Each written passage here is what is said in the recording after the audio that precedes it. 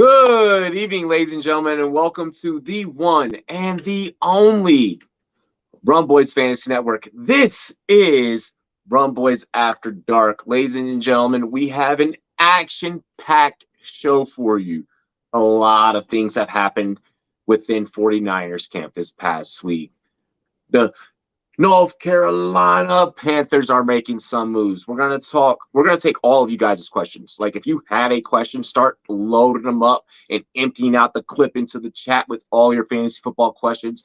We are taking all fantasy football questions, pre-draft day questions, as a priority. So make sure you guys load up the chamber and fire away into the live chat. Make sure you also drop a comment, and subscribe to the channel, and share the stream. More importantly, share this stream on all of your social media, okay? I need your mom to know about it. I need your daddy to know about it. I need your cousin Pookie, twice removed, to know about the damn stream, all right? Let everybody know that Rumboyz After Dark is going down right now. Dilly, y'all.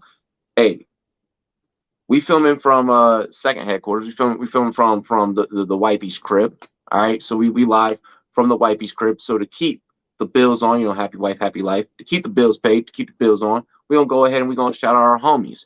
Ladies and gentlemen, first up, I want to shout out the Stacks app. Be sure to download the Stacks app. A lot of big things coming. Download the Stacks app. Feel free to ask any of your favorite fantasy analysts a fantasy football question, a gambling question. Spark off your very own sports debate, and much, much more coming, and new developments coming. Stacksapp.io. Type it into your Google search bar, your Safari, and go ahead and get Stacks app. Stacksapp.io, available on iOS and Android. I also want to take the time to shout out. Go ahead and bring up that Monkey Knife Fight promo code, Mr. Producer Man backstage. Ladies and gentlemen, I want to go ahead and shout out monkeyknifefight.com and the Monkey Knife Fight app, available on iOS and Android. You guys can go ahead and check out Monkey Knife Fight for all of your daily fantasy player prop needs. Utilize promo code Rumboyz in all caps. That's Rumboyz, all one word, Rumboyz with the Z, in all caps, for all of your daily fantasy player prop needs on monkeyknifefight.com. The crew and I are going to match you on your very first deposit all the way up to $100. So you want to drop $100, we're going to match you on $100. You want to drop 50, we're going to match you on 50. You want to play with 20, we're going to match you on that 20. No matter your budget, there is something for you over on Monkey Knife Fight to get a positive ROI, get a positive return of investment. We're not guaranteeing it, but if you check out Rumboyz After Dark, you already know that we're going to be hitting. All right, so get on over to monkeyknifefight.com, promo code Rumboyz in all caps. It's available on iOS and Android. Download the Monkey Knife Fight app. Dilly, official partners of the NFLPA. Let's go ahead and get into our very next sponsor. Ladies and gentlemen, last but most certainly not least, right now we are getting ready to draft. By tonight, we will have it fully filled. We should have it fully filled. We are getting real active with all 22. A lot of all 22 content coming. It's coming to our TikTok. It's coming to our Twitter. It's coming to our Instagram. It's coming to our Facebook page, our Snapchat. You name it. We are everywhere with all 22. Powered by PFF. That's right. Rumboyz, all 22, PFF. You guys got to get on over there right now. Think of it as your Madden franchise mode, if you will, with the fantasy football twist. That's right. We are drafting linemen, defensive interior, punters, the whole 9 yards. I'm gonna have a whole ass secondary, ladies and gentlemen. I'm gonna be going out there and I'm gonna be drafting a secondary. It's gonna be legit. I'm gonna be drafting offensive linemen. It's gonna be legit. Promo code Rumboyz10. That's right. Promo code Rumboyz10 for 80% off. 80% off, ladies and gentlemen. You can play all 22 for $9.99 right now. Get on over there. Promo code Rumboyz10, all22.com. That is all-22.com. Ladies and gentlemen, without further ado, we got to get into the cast and crew. First off, foremost, it's your boy Rumboyz Robbie, the Heart Throbby. Next up here on the cast, drop it like it's hot, drop it like it's hot. Representing going for two and the Rumboyz, drop the mic FF. What's up, Robbie? I know you got to leave after in a little bit, but until then, let's party! It's a party, it's a party, it's a party, yay. Speaking of it being a party, ladies and gentlemen, I have to bring on my Rumboyz brother. He representing the Bay. Ladies and gentlemen, give it up for Pangs Picks. Mr. Fantasy Six Pack up in the building. You're muted. He is muted. He is. Rookie mistake. It is a rookie mistake. I was chewing on some food. My bad. I'm back. And thank God I'm back. Sorry, I haven't been here the last 2 weeks. Has it been 2 weeks? Fuck, I don't know. Maybe since Expo. Holy shit. Okay, longer than 2 weeks. Expo. But I'm back. Hey, I'm back, hell yes. Hell yes. I'm like Cam Newton. I'm back. I'm back. And then I'm gonna leave. You guys later. Well, you can't leave because we're gonna need all that season, all that season long best ball advice, and we're gonna need all those underdog tips. So make sure you guys follow Pink's Picks, ladies and gentlemen. Next up, representing the TBQ podcast family, give it up for David Gillespie. What's going on, fellas? Coming in here, I'm so happy to be back again on the show. It's been a while for me, and I'm happy to be rocking the Seth Rogen look from that Zach and Miri Make a Porno era. I'm proud of it, man. I wear that on with absolute pride. So I don't know about y'all, but I'm fucking. I think I'm looking sexy right now. You know, I'm just saying. You know? Much love and respect. Yeah. Much love and respect, David. Ladies and gentlemen, we have two more cast members sitting backstage, and we're going to get into tonight's show for y'all. Mike is going to be your host for the evening. Ladies and gentlemen, next up, representing the good old boys Fantasy Football Network. Ladies and gentlemen, give it up for the homie Derek. Good old boys. Coming in! Oh! Well, Jesus. how's everybody doing? Cannot describe how excited I am to be back here on some Rumboyz After Dark. Always a pleasure. Thank you for having me. And cannot wait to get into this thing tonight. I think I just lost my eardrums. Jesus. You're welcome. You're well. I had to make sure the speakers were working, man. I'm sorry. Was that from Saving Silverman? It sounded like it. I think that might be where that came from. I know I pulled it off of a movie somewhere many years ago. I think it's Saving Silverman. Well done, sir. Well done. You're welcome. And last but certainly not least, this is his very first time. He is breaking his Rumboyz After Dark cherry, if you will. The boys will be here to pop it. Get what I did there. Ladies and gentlemen, last but certainly not least, representing the Truth Serum podcast, give it up for Travis Sumter. What it is, What's what good, it bro? be. What it is, what it be. What's up? Glad to be Dilly here. dilly, bro. Robbie, before we go any further, I got a special guest that I would like to introduce. His name is Bo Mick Big Time. Yeah. What's good, Bo? going What is on? good? Yo, there's a Dilly. there's a whole lot of Cali vibes up in here. I'm Yeah. digging it. I'm digging it. Let's go in and let's get into shouting out the chat. I see that we got the homie Birdo up in here.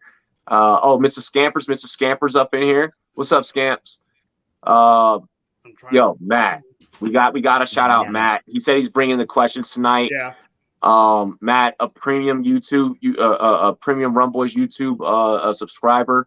Make sure you guys get Rumboyz Premium like this week, because our Discord is going to be filled with parlay cards. I'm gonna be dumping parlay cards as early as Tuesday night. So you guys are gonna want to get on over there early to get all of Robbie's best bets and all the rest of the team's best bets and much, much more. This is funny. So Virginia Tech game delayed because coaches are stuck in the Stuck in elevator. elevators. Yeah, Are you that's serious? true. Holy Take the shit. stairs, you lazy bums. Yeah, Yo. Jesus. Hey, Rachel really Kelly. quick, man. We got Berto, we got Justin. Berto and Justin are in a couple of Rumboyz leagues. I'm in a league with Berto. Jamie is in an all 22 league. And he's in a Rumboyz Facebook versus Twitter league. Albert, what's good? What's good, Albert? So Justin's got his first question really quick. It is A-Rob or A.J. Dillon? Before we take the question, and I'm gonna try and dump my take off first, since I gotta go. We gotta do this, and we gotta do this right. Yep. Cheers to me. Cheers to you. All the Rumboyz and girls want to do. Dilly dilly. We appreciate you. Subscribe to the damn channel. Sub it. Full send. Alrighty. So the question the question that Justin's firing off with, where is it? I'm trying to scroll and look for it. It's AJ Dillon or A-Rob. I'm gonna go. It depends on what you're needing and what round that we're looking in. If you're asking a straight up start one, for me, it's probably going to be A-Rob in that high powered Rams offense. It's week 1. I'm going out there and I'm trying to take chances and see what guys are made of. And I think that A-Rob very early on is probably going to give us a dose of that. I think that AJ Dillon will begin giving us a dose of that as the season progresses. But I fully expect right out the gate that AJ Dillon, or I'm sorry, that Aaron Jones, Aaron, it will be who Green Bay relies on. Yeah, I go A-Rob on this one. Bang. Bang. So like No, me personally, me personally, I'm actually probably going AJ Dillon here, and the reason for me that I like AJ Dillon is because Aaron Rodgers is still there in the high-powered offense that they still have. I don't think that's going to change a bit. I just think like when you look at the offense of the Green Bay Packers, it's like the AJ Dillon and Aaron Jones are both the 1 and 2 on that team as far as offensive weapons that Aaron Rodgers has around him. That's what I really like about AJ Dillon there. Okay. I was gonna go with I saw A-Rob. Bo give a disastrous what in the bottom box. Yeah, so here's the deal. I love AJ Dillon, but I'm taking A-Rob 2 rounds before Dillon. You know why? Yep. Because he plays for the Rams. This is going to be a top 5 passing attack, and he's going to be their X receiver. And Cooper Kupp is not an X receiver. He set the triple. He did the Triple Crown thing, but we only saw that crazy amount of volume because Bobby Trees went down week 1 or before week 1, and they didn't get OBJ until week 10. He went down. He went down much later. Much He later. went down with like Bobby Trees went down like the practice after OBJ signed. Yeah. Oh, that's right. Yeah. So, sorry, but anyway, he's not an X receiver either. They've had a long history of X receivers like Brandon Cooks and now OBJ that dominated as soon as he got to LA. Allen Robinson was the 96th percentile against press coverage last year, according to reception perception, 84th percentile against man coverage. He's going to free things up for Cooper Kupp. He's going to get a ton of volume and a high volume passing attack.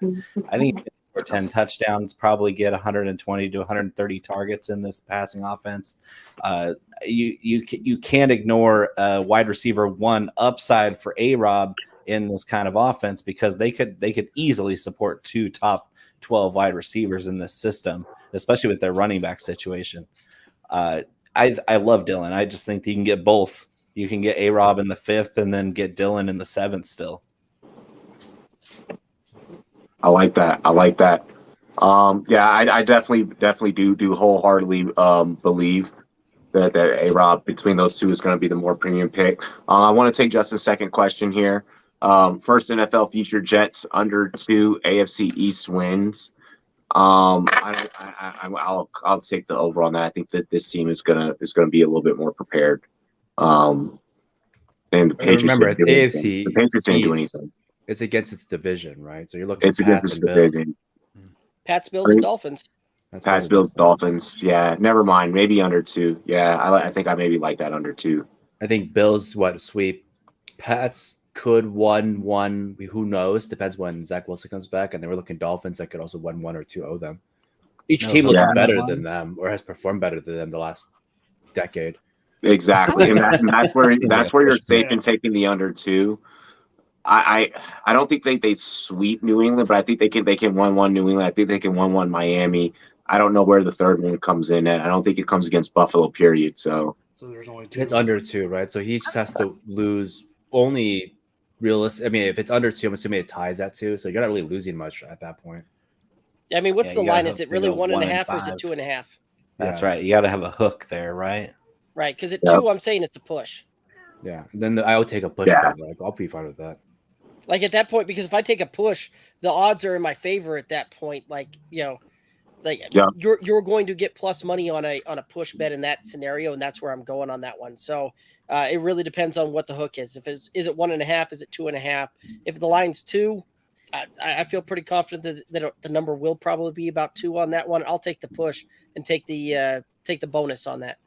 Remember, guys, like especially when it's coming to to that betting content, really take advantage of Rumboyz Premium this season, because we're going to be dumping into the Discord super heavy.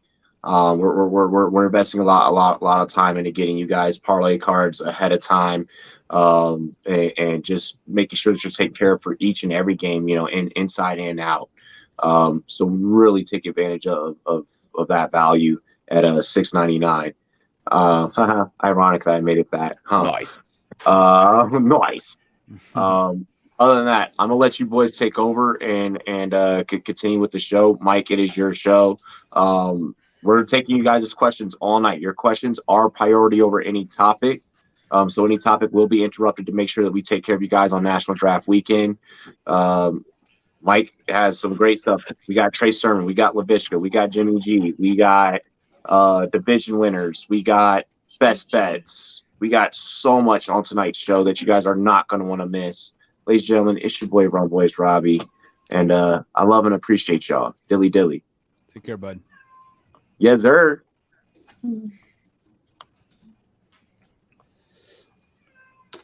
All right, Is so that Mr. Scampers. Love Mr. Scampers. That's my cat. So Does anybody else feel kind of like Dad left the house and threw us the keys and said, "Throw a rager"? Exactly. When he What told if I me want that wings? Hey, he told me that I was running the ship, and then he told me that I had Gillespie and Bo. I was like, "Oh, this is going downhill really fast."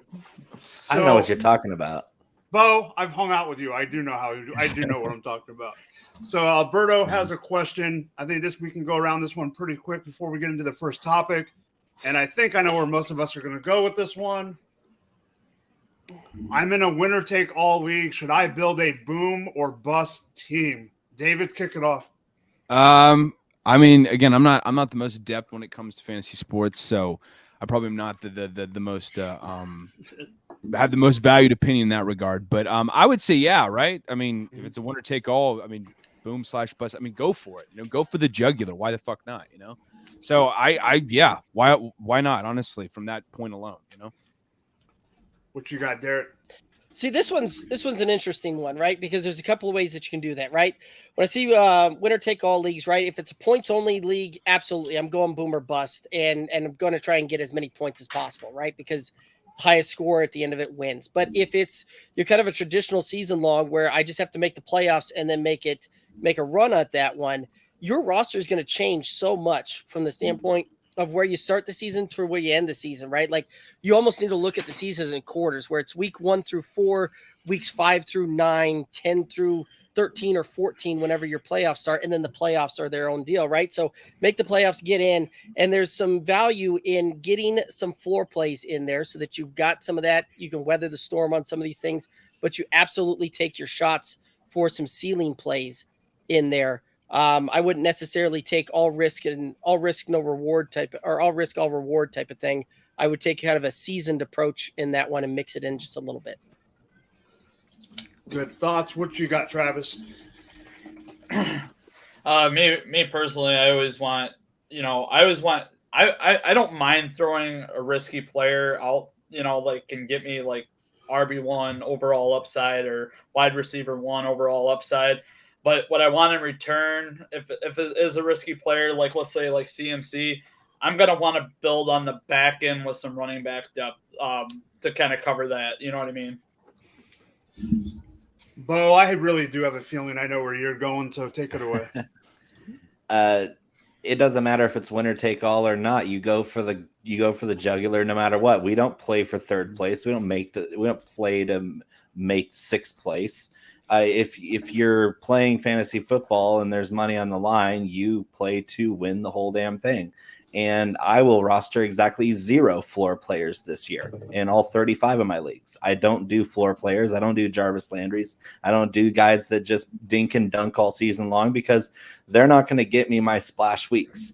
And consistency is a misnomer. Like, you're going to find that most wide receivers aren't consistent at all. Even Keenan Allen wasn't consistent last year from week to week, even though he's one of the most consistent players. Like Mike Evans, he's never consistent from week to week, but he's put up 7 straight 1,000-yard seasons. It's never happened before.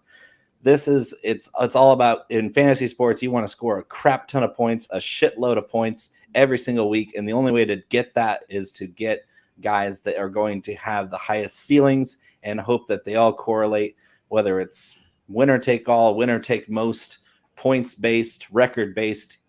The whole idea is to win. And so I've made a lot of money over the years. I've been playing fantasy football since the 90s, and not by playing it safe. So I'm not going to ever not take the risks when I can. So I'm gonna take all the risk, and if I burn up, it's worth it because I knew that I took that shot. Mr. Best Ball, what do you got? I mean, in best ball, you have to go all in. You can't ever settle for like the Jarvis Landrys, which I always point out quite a bit of my thing. Playing contributions is huge. Now, in regular redraft, it's going to come down to the rules of the game. So if it's PPR or half PPR standard, I feel like in PPR you can get away with a little slightly more consistent guys versus standard because, like, fuck it, right? Like, Jamison Crowder catches, 6 catches for 50 yards. It's still 11 points, which is still probably better than, Zay Jones for 1 and 1 and 1, right? Like, it's fine. And those kind of numbers hit though, which is stupid in real life. A guy catches 1, 1 and 1 for fucking 50 and a tutty. Like, that's way cooler than like Jarvis Landry getting you these junk yards. So I would say consistency plays more into PPR because there are going to be guys that get 5 catches or 4 catches a game, and you don't want them, but you could see them living in your wide receiver 3 spot. But I like to go very top heavy and settling somewhere and sacrificing a position, right? So you can't boom bust everything. You boom bust everything, you're gonna have this weird ass lineup, like, right? You're not taking like a very early quarterback, a very early tight end, and having jank running backs, which, like, it's cool because Kyle Pitts exists and that's great. And I would consider doing that in a lot of leagues. So that's tough. I have to know the format, but I would say I like being top heavy with a little bit of leniency on the bottom. You just have to sacrifice a position. You get some people who go top heavy and they draft defense early, kicker early. They got to have their Justin Tuckers. They got to have their Bills defense. They got to have their fucking, Patrick Mahomes, and it's weird. You'll see these really jank ass lineups. So I need to know more. But you can definitely do it. But I gotta know that format, and that's it from there. But boom bust, who fucking knows? Because realistically, everyone's gonna die on the football field at some point, and you're gonna have to go get waiver wire dumping too. And also, league size matters. Everyone's boom bust in a fucking 8-man.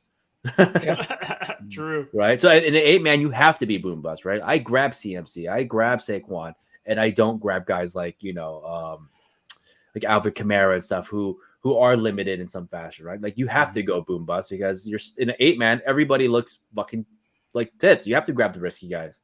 So yeah, I mean, like me and Bo are in a 20-man, 2 20-man leagues and a 16 league together. But you're still drafting. It's crazy. Always drafting. Always get drafted. We're always drafting, and I think I got 4 more home leagues before I'm over 2. Let's go with one more question from Aiden. I like this one because this guy is a polarizing topic right now. What does everyone think about J.K. Dobbins? We're starting with you, Peng. Fuck, I just drafted him and I didn't like it, but I was desperate. So I'm helping a friend out, right? It's a she, holy shit, I know, right? Fantasy football women. We went, they're in a half PPR, and we went Javonte Williams as our RB1 and like the second round because we got jerked into Justin Jefferson because somebody grabbed Austin Eckler a little early. Sucks, nothing you can do about it.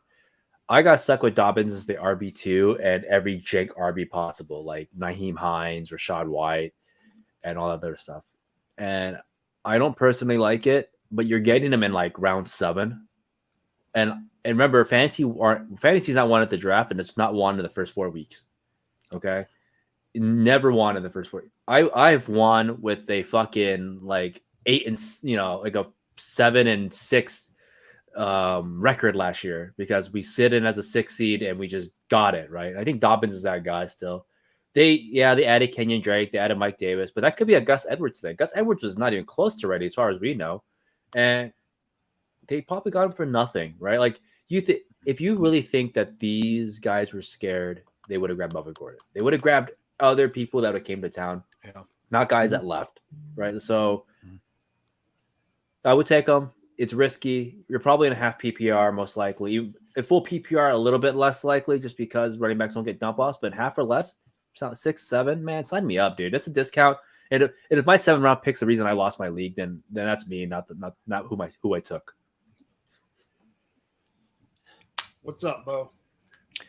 So I like talent over situation, and J.K. Dobbins is one of the most talented running backs in the league. That being said, I'm probably not taking him at his ADP and PPR, full PPR, because I like to load up at wide receiver all the way through those middle rounds. But in a standard or half PPR, J.K. Dobbins is way more valuable than you think, because this system loves to run the football. He's going to get 200 carries, whether he looks 100% or not. And we're talking about a guy who averages well over 5 yards a carry for his career. And Lamar Jackson's on that other side running read option. He's going to be running through some massive running lanes. We've seen like Le'Veon Bell look decent. Latavius Murray look decent in this system because it opens such a wide running lane. It's very unique. So no, they're not going to pass to the running back enough for him to be really worth it in PPR at this point.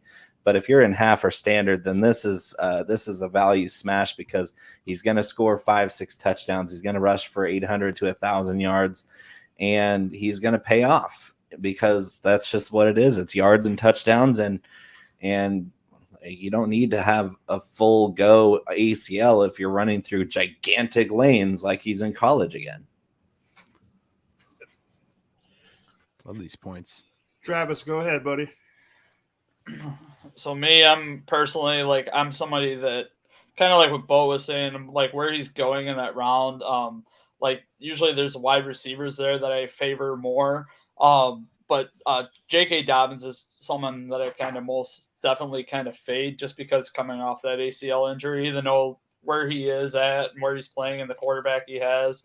I just typically do not draft the players that are coming off of the injuries like that, at least not their first year off of it. Yeah, I totally get that. You don't want that injury bug to get you back. And we all saw that video on Twitter that showed him limping after hitting the bag. So you never know. Derek, I know you got a good old answer for me, so take it away.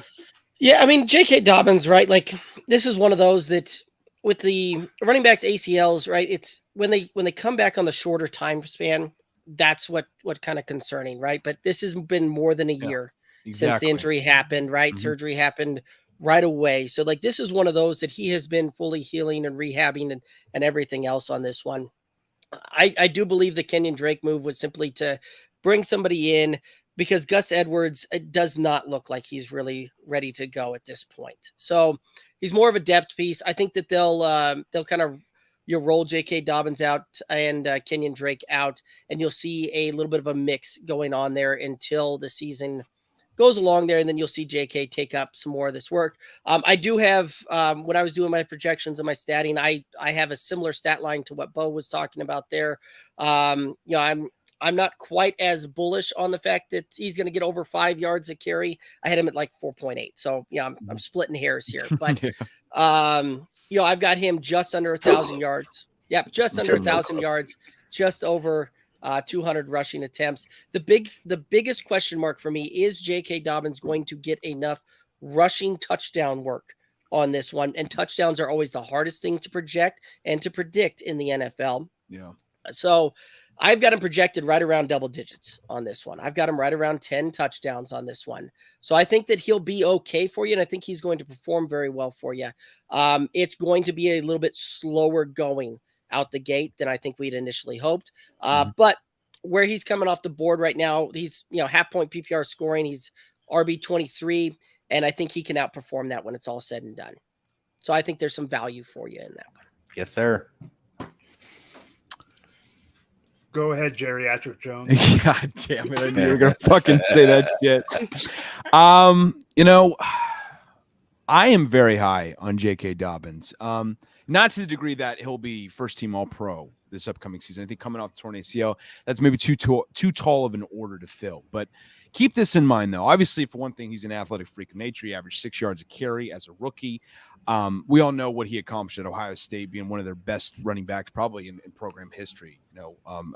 Probably, hell, like, even come to think of it, maybe outside Ezekiel Elliott and Carlos Hyde, he's probably that next guy there, Mm-hmm. They're getting back Ronnie Stanley. Y'all have heard of Ronnie Stanley's name. He's an absolute bona fide stud at the left tackle spot. They're getting Morgan Moses. Morgan Moses is going to be pairing up with him at that right tackle spot this year. Tyler Linderbaum, they drafted this year, who is an absolute freak of nature at the center spot too, man. I'm so high on what this Baltimore Ravens O-line can provide for him situation-wise, to where even with the injury concern, even if he is somewhat slow right from the get-go compared to his previous form, and even John Harbaugh even kind of alluded to that. He's slowly but surely getting his speed back. You're seeing some flashes here and there, but you're not seeing him at his elite form yet. Even with that being said, I still feel comfortable enough to where this guy will average 4.5 yards per carry because he has that O-line, because he is still an athletic freak of nature. What we saw from him as a rookie was outstanding, and I could easily see him still, even with the injury taken into account, having his best year of his career, accounting for 1,000+ yards this year, 4.5 yards per carry. Out of the backfield alone from a rushing standpoint. So I am very high on him. I love the situation that he's in. I love the physical athleticism. We're in an era right now where guys coming off torn ACLs, it's not as alarming as it used to be, especially for someone who's coming off over a year now of recovery. Okay. So there's something to feel more comfortable about in his situation compared to that of like a Cam Akers, who absolutely rushed his way back and did not look good whatsoever last year in the limited time that he got to see. So I am banking on J.K. Dobbins having 1,000-yard season. I think you should feel comfortable enough, fantasy-wise, to draft him wherever you see fit in that regard, in terms of that comparative value. But definitely invest in him. That's what I definitely say. All right, so yeah, with me and AJ Dillon, I am fading him just because ADP and where he's going. But I do not AJ Dillon. Why did I say that? I saw that because what I put on the freaking screen. J.K. Dobbins. But Aiden, if you have Elijah Mitchell and AJ Dillon just as your third and fourth running back, you're you're doing all right. But I just saw something in the chat, and we have a dono from Matt, and he has a question. Fourth pick in a snake draft. I have a feeling I'm going to have to make that weird call to take Kupp at 4 or not. Personally, if it's running back, if it's the two top running backs and Eckler or Jefferson, I don't mind if you do take Kupp at 4, possibly depending on your roster construction. If he's got the first pick, we don't know what his roster construction is because it's the first pick. No, but I just meant like what I just meant like his I meant his philosophy, like if he's running back heavy, wide receiver. Like if that's Bo, we know Bo's taking, best player available. Yeah. I mean, is it like I gotta figure out this is PPR, half, whatever the case may be. I mean, I think as much as I'm not like fucking sold on getting Eckler like this early, running back's weird this year, man. Like I don't know how many drafts you guys have done, but I know you guys have probably done like 70 by now.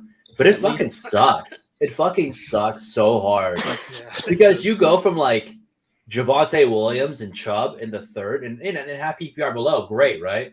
Like early third, and then it just falls off a cliff. And you start looking at dudes like Breece Hall, Dobbins, Antonio Gibson, Josh Jacobs, like, and you're fucking like contemplating your life decision there, right? And especially if you're at the 4 pick, because I could see this happening.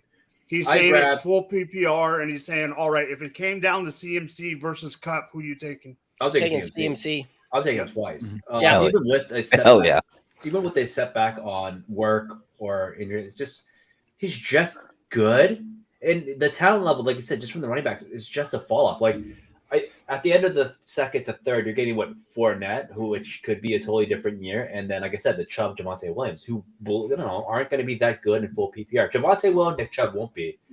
So like, what do you do if you have a receiver and all those running backs got taken a little bit early as you're at pick 29, right? Because those guys can go before they get back to you, and that's the part I don't want to be at, where I'm sitting there going like, well, I'm looking at Keenan Allen and blah blah blah, and I have one run back. Or two receivers. It sucked really bad this year. I hate the 4-pick. I think I was a 4-pick like 6 times this year. So that's how I'm looking at it, especially in a full PPR. I do not want to be left with Nick Chubb, who I love. I touted that guy all hard last year. I don't want to be left with I'll settle with Javonte Williams. But if you have Javonte as your RB1 in a full PPR, it's gonna feel like a long season. I think he'll pan out. And then I think Melvin Gordon takes a step back, by the way. That was a big Gordon trip for the last year. But it just feels super weird. But you can find Allen Robinson 4 rounds later, I don't know. That's how I feel about it. What's up, Bo? All right, so 4-pick does suck. It really does, unless you get some weird picks in front of you, which has happened. I've picked 4 a few times this summer too, and most of the time I was left with Jefferson, Chase, or Kupp. I actually have Kupp as my wide receiver 3 this year because I think Chase and Jefferson beat him out for overall production and have more spike weeks. That being said, I've also seen Eckler fall. I've seen DeAndre Swift is kind of my sleeper to go 1,000 this year. And so if I'm projecting that in his range of outcomes, I'm putting him in kind of like a 1.5 running back tier. So if I'm at pick 4 and then it goes CMC, JT, and Jefferson in front of me, then and I don't like what Peng said. It's like the running backs are kind of gross after that for a while. Yeah, I might go and splash DeAndre Swift instead of a Najee Harris. I know what Najee is, but I think Najee is a mid to late first. I don't see him as the high upside pick. He's your safe pick. And you know me, I'm just I want the guy who's going to be completely bonkers this year. And DeAndre Swift is ultra talented. He's going to be super involved in the passing game. And if it's full PPR, I have a higher upside at a more scarce position than going Kupp. Kupp's not going to score 400 points this year again. It's just not possible. And DeAndre Swift can score me 350, and I'd be more than happy with that as my first round pick. At pick 4, pick 6, pick 8, 9, 10, 11, it really doesn't matter. After those first 3 guys go, you could take your pick of anybody that has first round ADP and be pretty much happy with it. I'm going to take the guy with the highest upside in a PPR, which for me is Swift. As for your take, by the way, on Najee Harris, as for why you're not as high on him compared to others, is that predominantly because of the situation he's in or because of Najee himself? No, I love Najee. He's from NorCal. Shout out. I knew they were coming. Yeah. I'm just efficiency-wise, he doesn't do it for me. I think his receiving work is going to take a little step back. They're going to try to reintroduce that young guy, Jalen Warren, I think, give him more snaps because Benny Snell was so bad last year that they couldn't even rotate him in. So Jalen Warren's going to get some more work, especially on third downs. He might get every third series just so they don't put so much of a strain on their franchise running back. Najee Harris he had a ton of carries in college, and he's come into the league with 400 touches last year, and he did it on volume. It was great. I had a lot of Najee last year because you can't ignore how good the guy is at football. He's the next Zeke. He's just good at everything. He's not spectacular at anything though. Gotcha. I like him if he falls to the late first. I love Najee in the late first.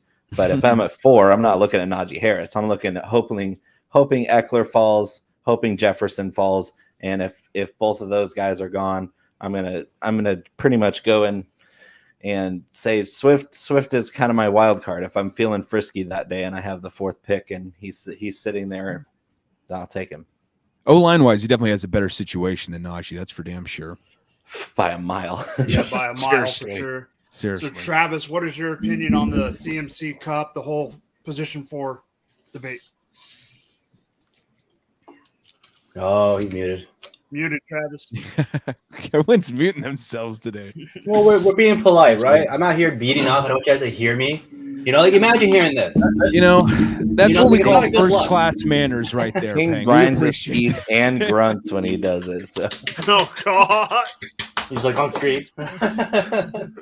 Why is it so loud? It's like That's why we mute, dog. Oh, That's fuck. why we mute. I know. Hey, you're whipping the Goddamn. shit out of that Like thing, a man. badger den over Goddamn. there.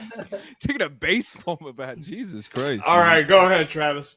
Oh God. I mean, for me, it's all about how you want to build it, right? So if I'm going CMC, I'm probably just gonna kind of anchor down on him and take a lot of shots at running back later on. That the 10th round plus. I mean, to me though, the idea build for me, if I could get it right, would be taking Cooper Kupp there at 4, and then coming back and maybe trying to get Javonte with your next pick, and then maybe like going on Kyle Pitts after that. That would be kind of my idea build if I could like build upon something like that. What do you think, Derek? Yeah, I'm gonna go CMC. Like if it's down to Cooper Kupp or CMC, that's my choices. I'm gonna go with CMC, right? Like this isn't really much of an option in my mind, right? When you look at it last year, there were how many players that managed to score number 1 at their position overall on a weekly basis while scoring 0 touchdowns? The answer is one guy, and it's CMC, and he's one of the only guys in the entire league that has that ability to do that, right?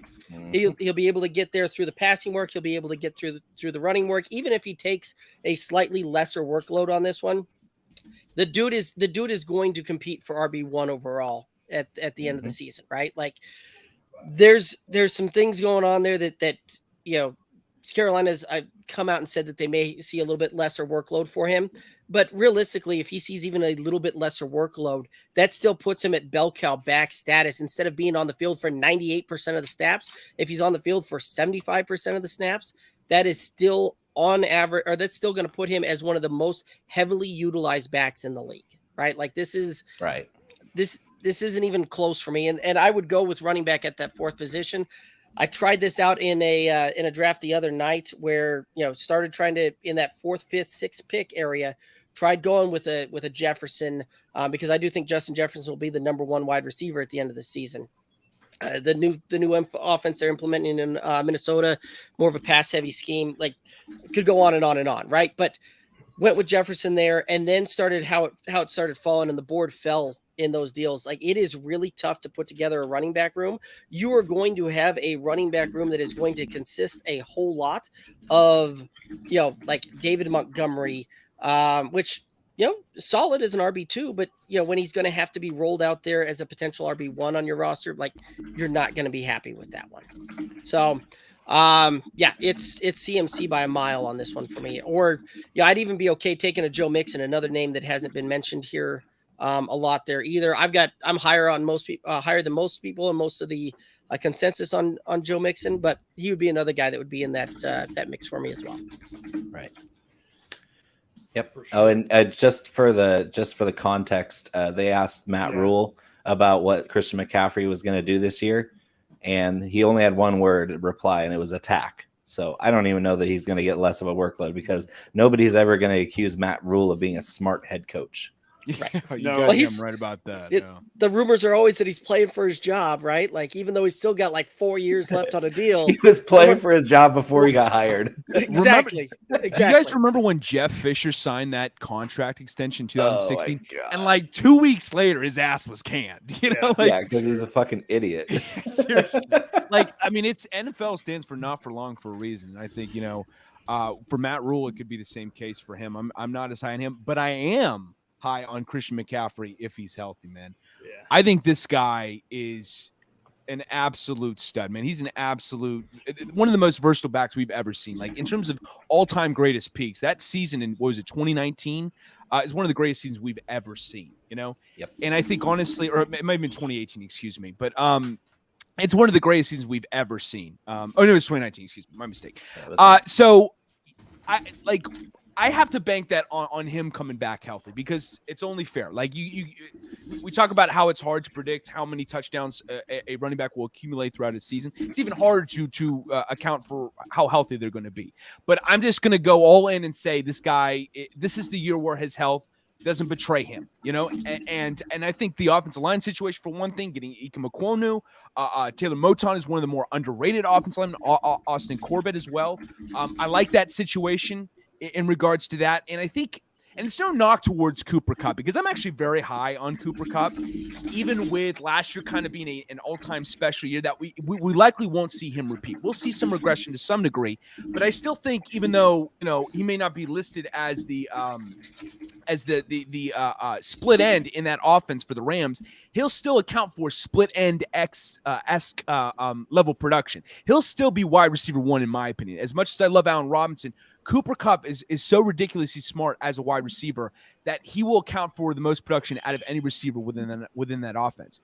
But we're talking about Christian McCaffrey here, who was just the third receiver ever to account for 1,000 in a season, if memory serves me correctly. So I think it's in all likelihood, if he can keep his health intact, this guy is going to be firing on all cylinders. And if he needs to carry the load for this offense, he will. So I'm very high on him, and I'm banking on him to be the more valuable guy between these two. Keep in mind too, the last time that we saw CMC healthy, he was actually the most targeted player on that Carolina team there as well. Right? Oh, yeah. He out-targeted DJ Moore, which is saying something, right? Like we all know how talented DJ Moore is, and Christian McCaffrey was out-targeting him the last time they both played a full season together. Yeah, 141 targets that season, most ever by a running back. Yep. And it was Roger Craig and Marshall Faulk that did the 1,000 before him. Yep. I think he does it again this year because you can call a guy injury prone all you want, but he's never had a serious injury. He's never had an ACL, an Achilles, or a concussion. He's just had sprained ankle, shoulder, ribs, like just a little ticky-tack stuff that, any running back is going to have those. And just because he's missed a bunch of games lately doesn't make him any less of a football player. If anything, this is the freshest a 25, 26-year-old running back is ever going to be. And with his talent level, we're talking thermonuclear numbers in fantasy, especially with Baker Mayfield there. That's the secret, is their quarterback situation is actually kind of good. Well, and with the NFL, you're injury prone until you're not, right? And then on the same token, you're Iron Man until you're not, right? Like this is one of those that, you can call him injury prone, you can call him health resistant, whatever you want. At the end of the day, fluke accidents, fluke injuries, they pop up, they happen. And there's some luck that goes into that as well. Absolutely.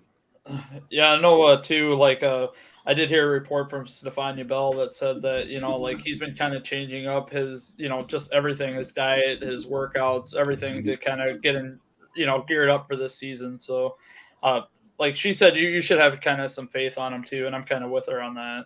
Mm-hmm. Yeah. Everything. Told me that on the show. Told you on the show too. Yeah. Yep. So everything's pretty much been said about that one. Now let's go to our first actual. I loved answering a bunch of questions. We'll answer some more in a little bit.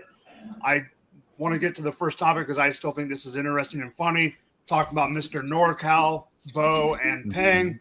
Mr. Jimmy Garoppolo goes ahead, restructures his contract so he can stay in Frisco for the rest of this year and more than likely gone after this season. People are speculating that this is, as soon as Trey does one thing wrong, is Shanahan, is a coach speak? Is Shanahan actually going to put Jimmy in? I know what I think, but let's start with you, David. What do you think about the whole Jimmy G, Frisco, Trey Lance, whatever you want to call it? My first reaction when I saw that news, I was just like, what? I couldn't believe it. I was in complete shock because I thought he was definitely going to go somewhere else, with the situation obviously pointing in the direction of Trey Lance to take snaps under center. I thought Jimmy Garoppolo, he's still a starting caliber quarterback, even though I honestly thought that maybe, just maybe, I like Trey Lance's talent, but I didn't see enough last year to prove that he should have been QB1 over Jimmy Garoppolo. I don't think Jimmy Garoppolo played so bad that Trey Lance had to circumvent him in the depth chart, But Kyle Shanahan obviously felt different. And with that situation taken into account, I thought Seattle, Cleveland, someone will take a chance on him. It had to be the case. But, obviously we're a few days away from the regular season and, leading up to that contract even, because this was literally just done just a couple days ago when he signed that extension or that restructured deal, and nothing happened. He was still on the roster. I think honestly, it's a bit of a shock. It may be good for him though to kind of reset and retool himself because With the rumors that came out in this offseason about him not being the most reliable guy, not being the most committed guy, in terms of studying the playbook and working with his team outside of the regular daily schedule that was required by him to fulfill.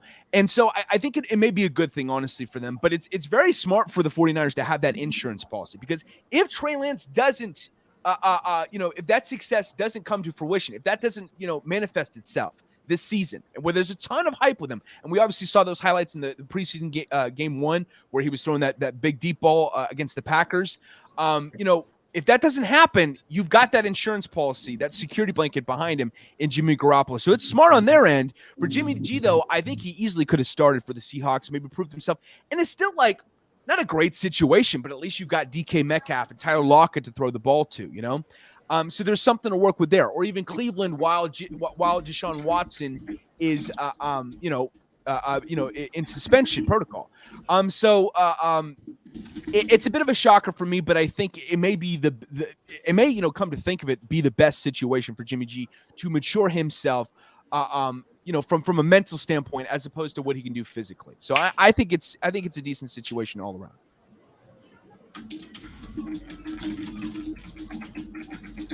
What you got, good old boys? So it's a smart move on both sides, right? A very smart move for both sides of this, right? Jimmy G, if he was going to get moved, we would have seen him move this offseason, right? But he had his offseason shoulder surgery on his throwing arm.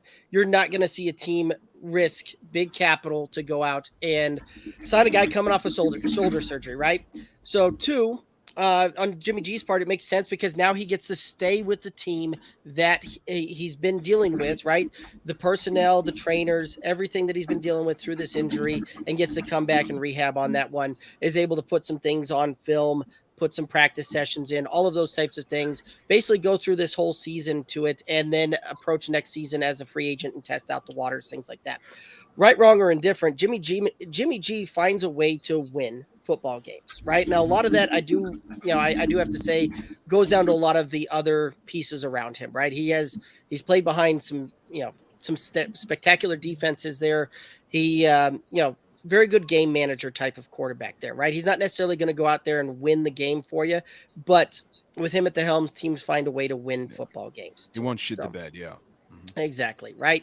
And as far as Seattle going through on that one, Seattle wasn't going to make a deal with that. San Francisco wasn't going to make a deal with that. The asking price was going to be way too high. You're not going to see an in-division, a team trade a quarterback in division for a starting quarterback. Like, it's just not going to happen. The reason why I thought that, though, is just because I thought maybe there was going to be some movement in money in terms of who's going to count for what salary cap wise. And then he did have the surgery, but I thought it sounded like the progression was legitimate from him in the offseason to recover from that. I could be wrong about that. And it could be sugarcoating it. Seattle calls up San Francisco and goes, hey, what's the asking price for Jimmy G? It's 3 first. Is what starts, right, for an in-division type of thing there, right? Like that's how that conversation goes. Nobody's giving up 3 firsts for Jimmy G. You think that was the asking price, was 3 firsts? I would bet that's pretty close to what it was for an in-division type of thing. High, but they don't want to trade him in division. Well, yeah, they price too high so that they can. It seems psychotic to ask that for Jimmy G. Well, yeah, but they're basically they're throwing up a middle finger and says, "Hey, kick rocks." Yeah, that's we're not trading him. We're not trading him to you. And really, it wouldn't have worked money wise anyway with the old contract. That's the problem with this. Is this extension or this rehash of the contract has everything to do with finding an agreement, a middle ground with Jimmy Garoppolo that helps him control where he goes next. Exactly. Because if he was traded under that last contract, he had no control whatsoever over where he went next.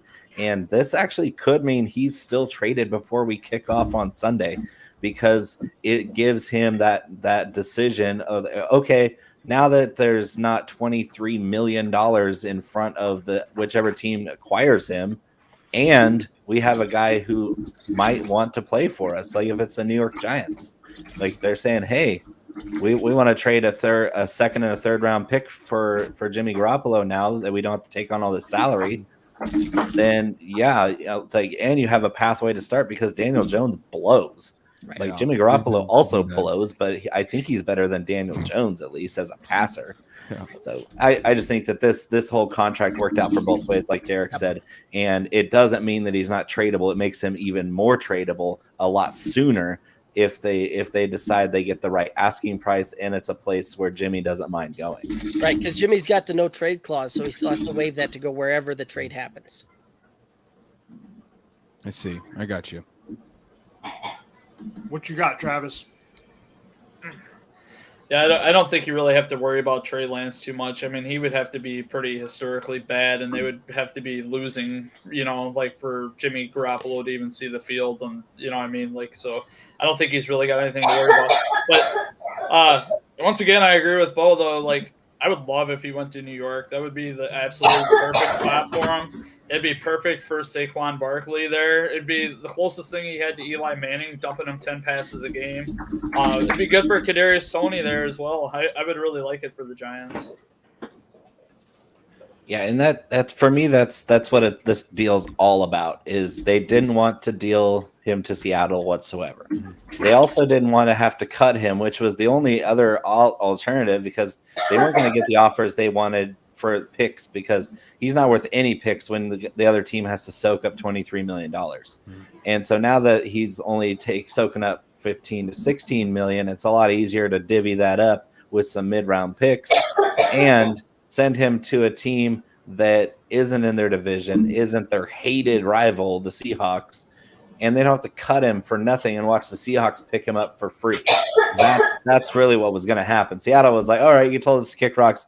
We're just going to wait it out.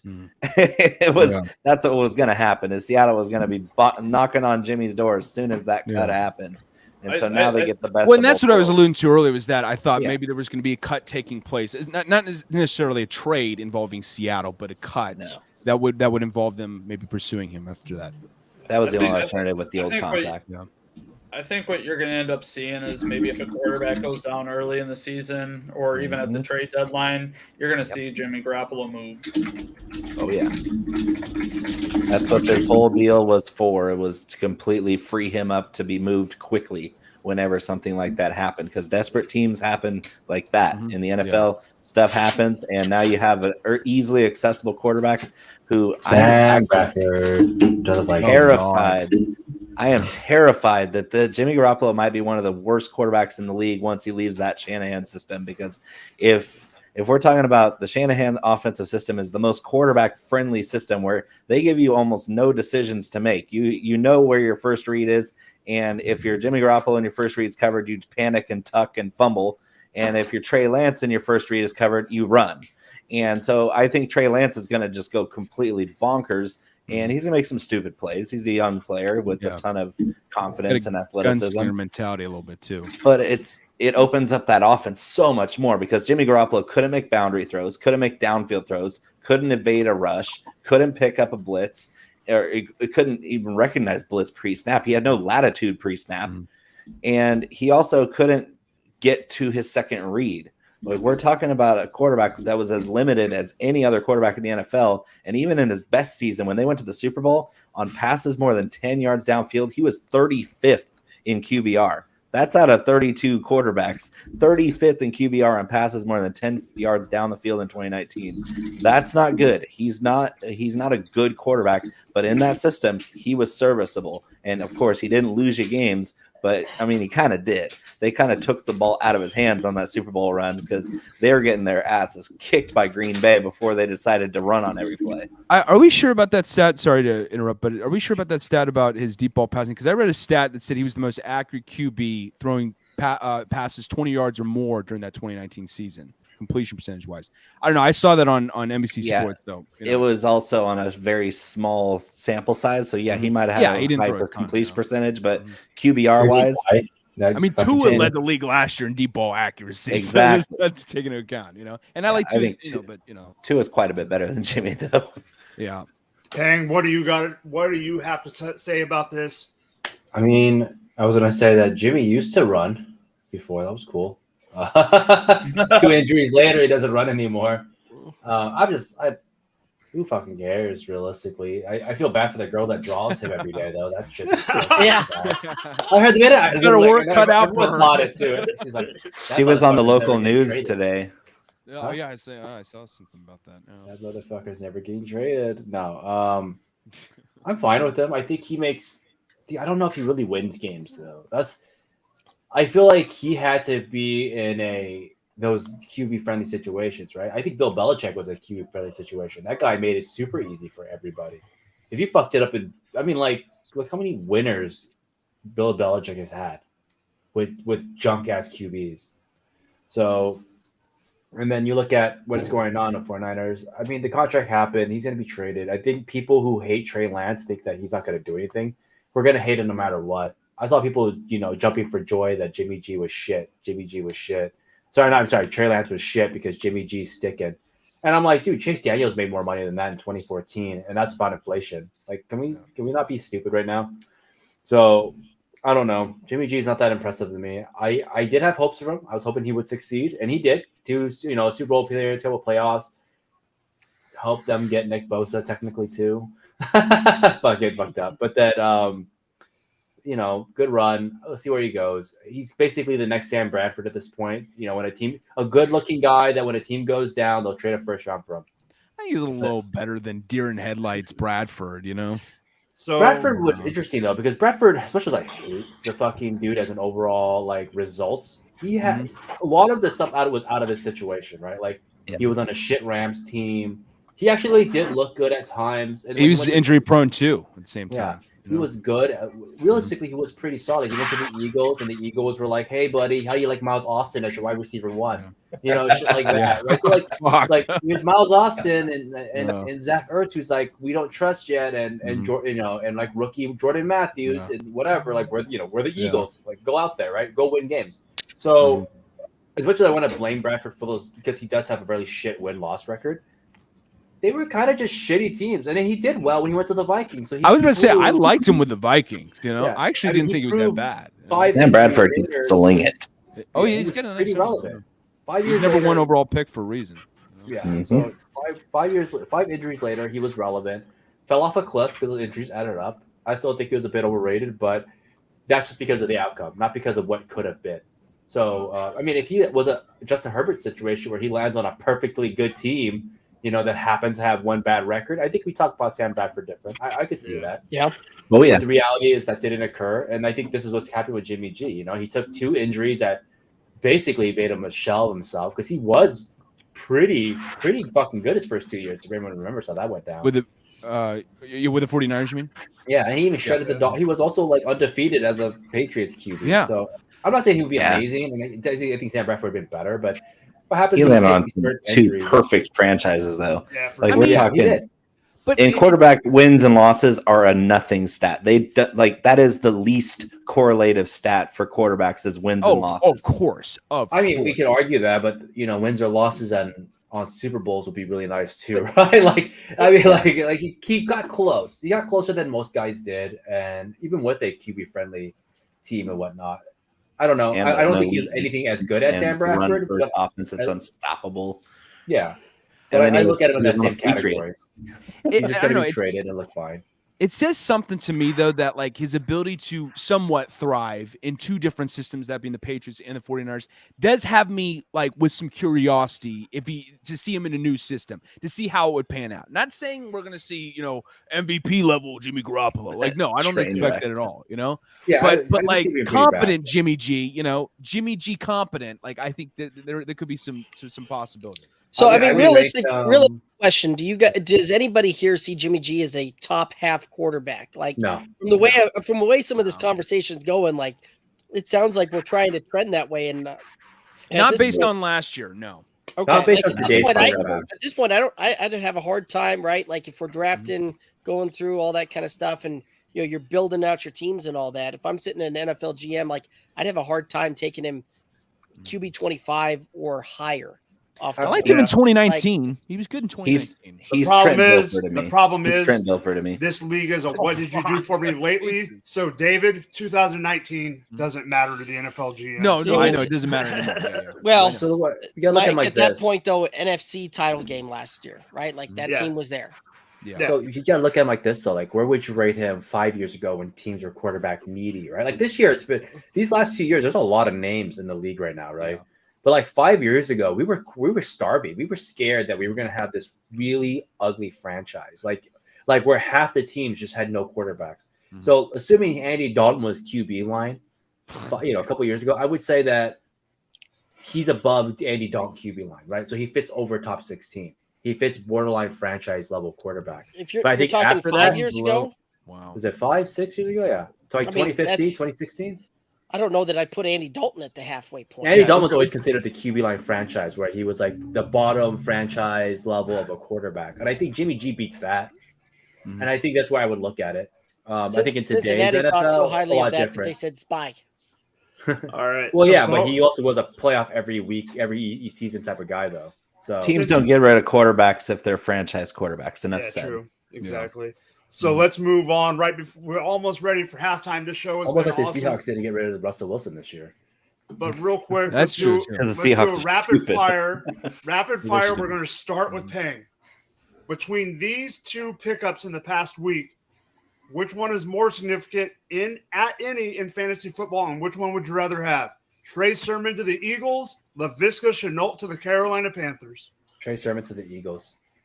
I think Laviska Shenault to anything just sounds stupid to me. He didn't do anything. I think people hyped him up so hard last year, and I bought into it, and I was just like, why are we doing this? If he lost his job out to fucking whatever is left on the Jaguars, it just tells me they didn't feel for him. That means that Zay Jones, who jumped through a window, and all these other guys just outdid him. And he did not look good. He had the role to himself. Now, I will say that he should never have been a 1 to the get-go, but I don't think he's even a 2. So, I would rather have Trey Sermon, man. Fuck it. Because at least he Kidding. probably maybe sounds better in camp. I don't think I've heard anything about Laviska in camp. So that's Oh, yeah. I already know where you're going, buddy. Trey Sermon blows. I had him ranked as RB11 in that class. He's horrible, literally a terrible football player. The only reason he got drafted at all is because he had Ohio State next to his name, period. Laviska Shenault was one of the most productive players in Pac-12 history because he got typecast with an awful Jaguars team his first year and an even worse Jaguars team last year with Urban Meyer. We're talking about a guy who's got extreme amount of talent with the ball in his hands that was just miscast 2 years in a row, still incredibly talented as a player. He is Deebo Samuel. He is all those things. He's just never been put in a role where his skill set is utilized. Bad football coaching is not putting your players in a position to utilize their skill set. He's not an outside receiver. They put him at outside receiver last year. He's not that. He's a slot receiver who's impossible to tackle in the open field. He's a kick returner. He's a guy you can run running back plays with. He's not going to ever be an outside receiver, and he never should have been put in that situation. In Carolina, they don't have outside receivers other than DJ Moore. They needed that for sure because Terrace Marshall had one of the worst wide receiver seasons of all time. Yeah. Of all time. Reception perception charted him down with Justin Hunter of all players and Jalen Reagor with one of the worst seasons by a wide receiver in the whole charting history of that website. And so they were looking at him, and Robbie Anderson is on the steep descent of his career. This whole offense is predicated on having outside weapons for Baker Mayfield to go with Christian McCaffrey out of the backfield.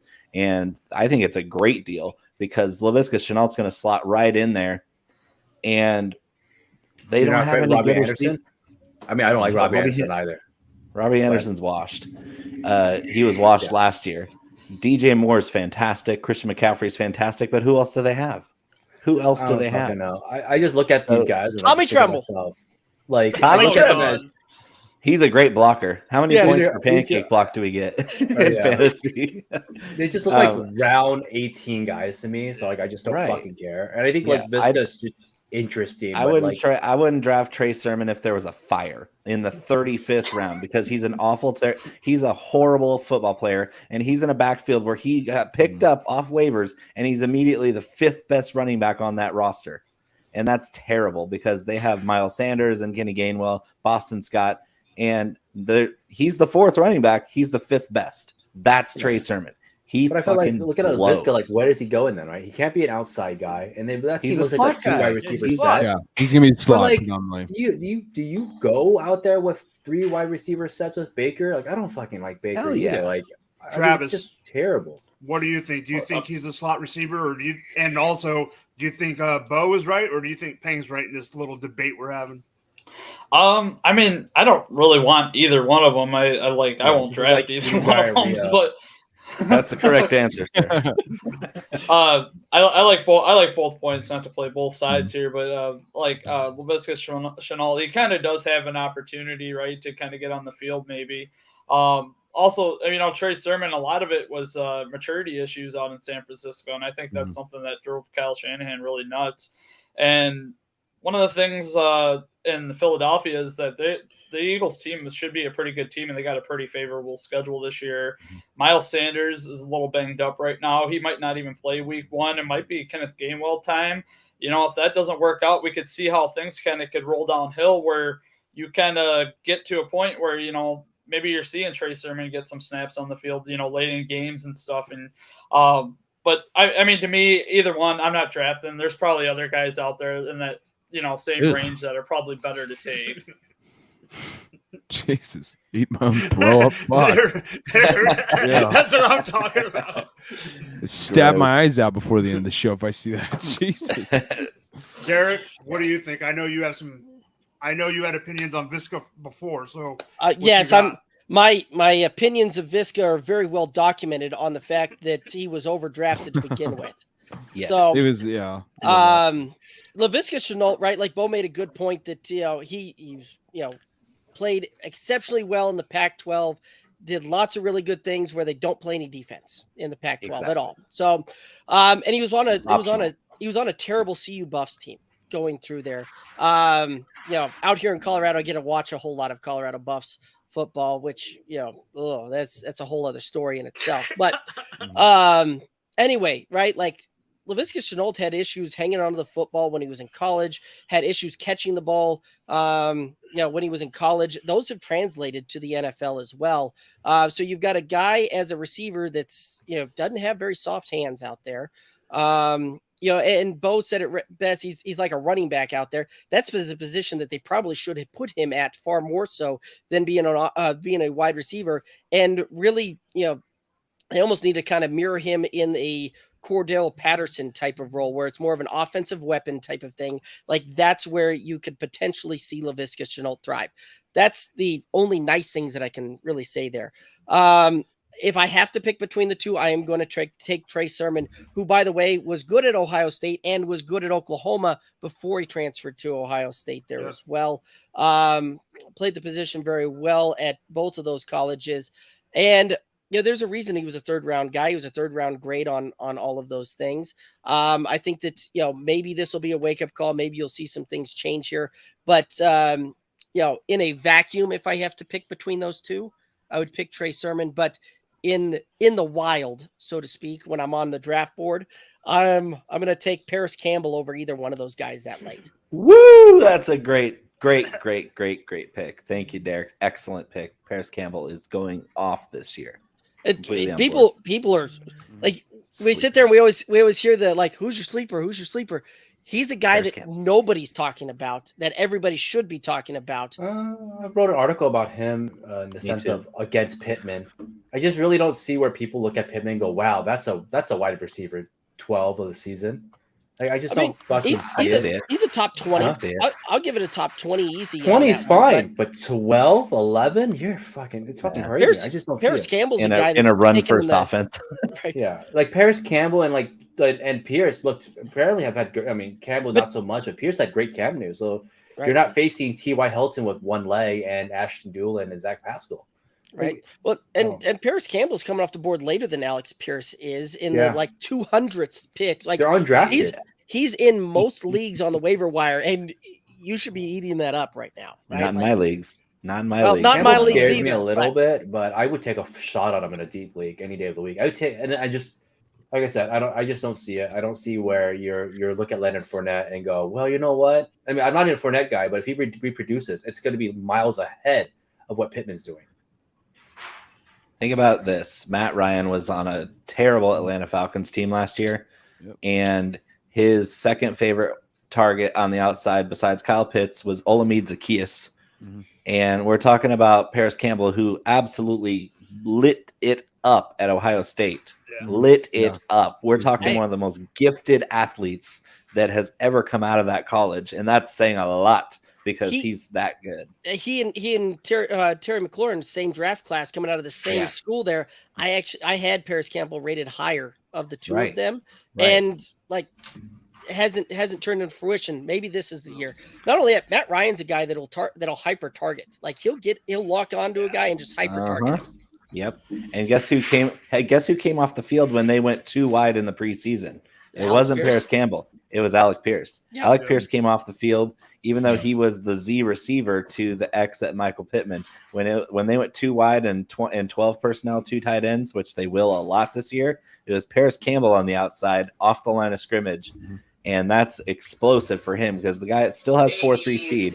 Just because you had some injuries to your legs over the years doesn't mean you lose your speed. Paris Campbell can still fly. Yep. Yeah. So let's get into it. We're just going to go straight into halftime, and then when we get back, we have a couple more questions and then a couple more comments. I know we're running a little bit late for halftime, but I didn't want to end the discussion because I love when people debate, and with this group, that's what we get. So here is the music video and then an ad for Monkey Knife Fight, and then we will be back.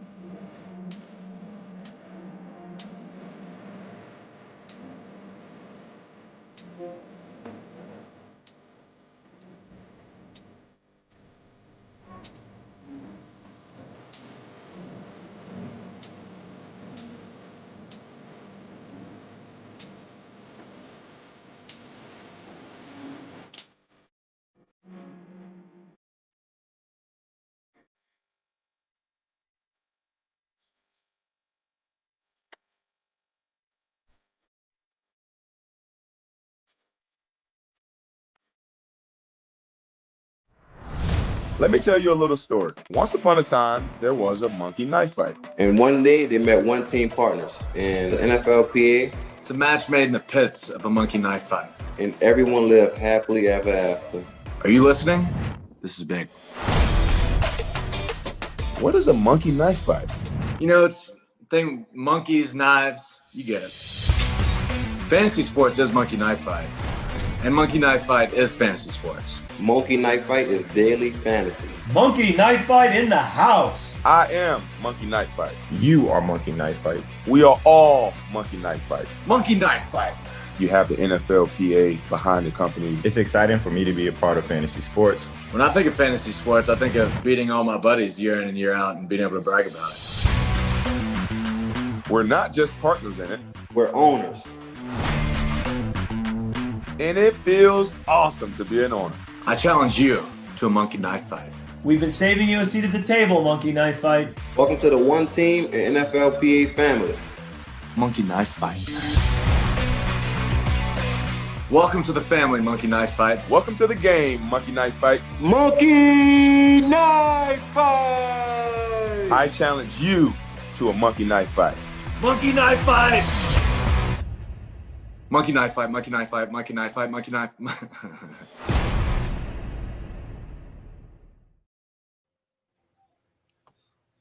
All right, so we are back. Hopefully, I can talk better than Gardner Minshew in this next part of the show.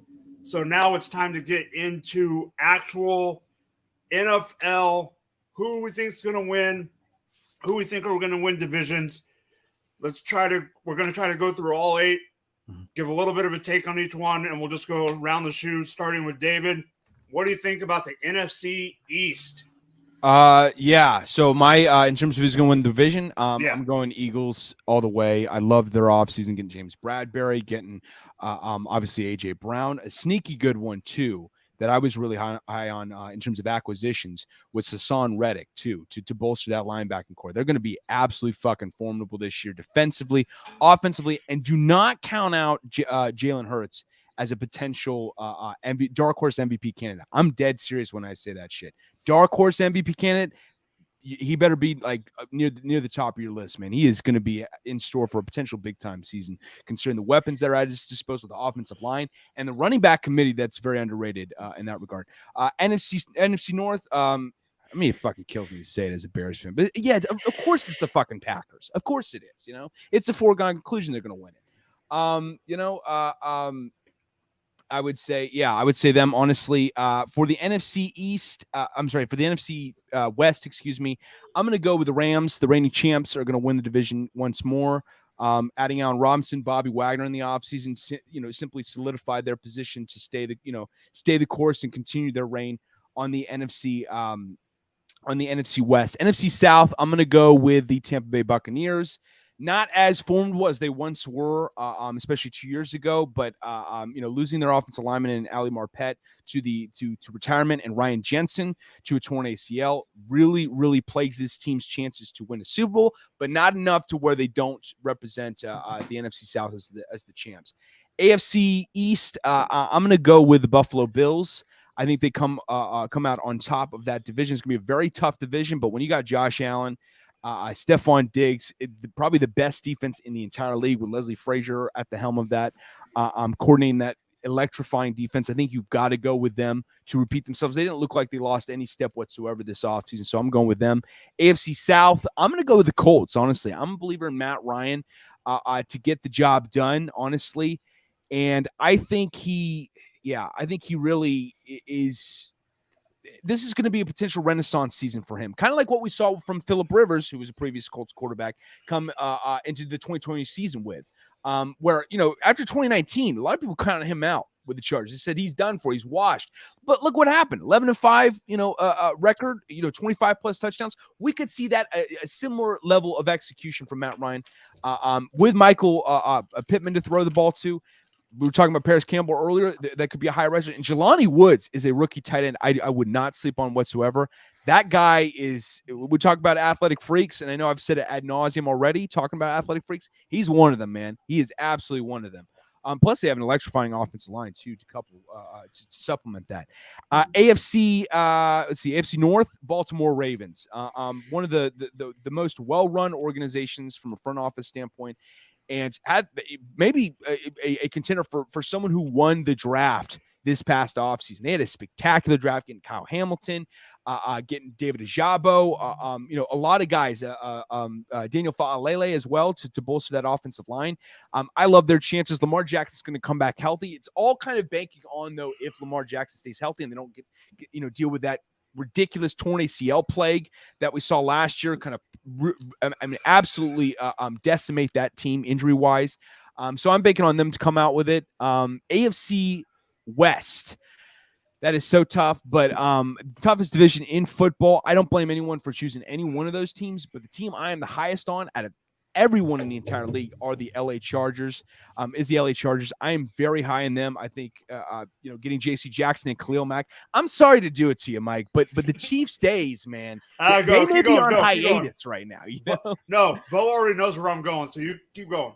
Yeah, Chargers, man, JC Jackson, Khalil Mack, man. The weapons that are at his disposal, they bolster that right side of that offensive line too this offseason, getting Zion Johnson from Boston College, man. I love their situation. Justin Herbert and Brandon Staley, they're going to win their awards in terms of MVP and Coach of the Year. I've got it in my head. So those who are I'm taking for the postseason predictions this upcoming season. Derek, I know you're opinionated. Let's get it. All right, I'll run through this quickly. AFC East, I've got the Bills winning that one. The West, the Broncos, of course, are going to win that division. Hometown team, Bo. Quit making faces. I'm picking my team. So, anyway, moving on there. I've got the Ravens winning. Let's ride. Exactly. Broncos country. Let's go. Broncos. All right, North, I've got the Ravens, and I've got the Colts winning the South there as far as the AFC goes. NFC take the NFC East this year. Rams take the West. Packers are going to take the North, and the Bucks take the South. That's kind of how I see your divisional winners rolling out there. Go ahead, Trav. I have for the NFC North. I have the Green Bay Packers. I think Aaron Rodgers is still the best QB in the division, and he's gonna do his thing, and he's gonna win the division for him again.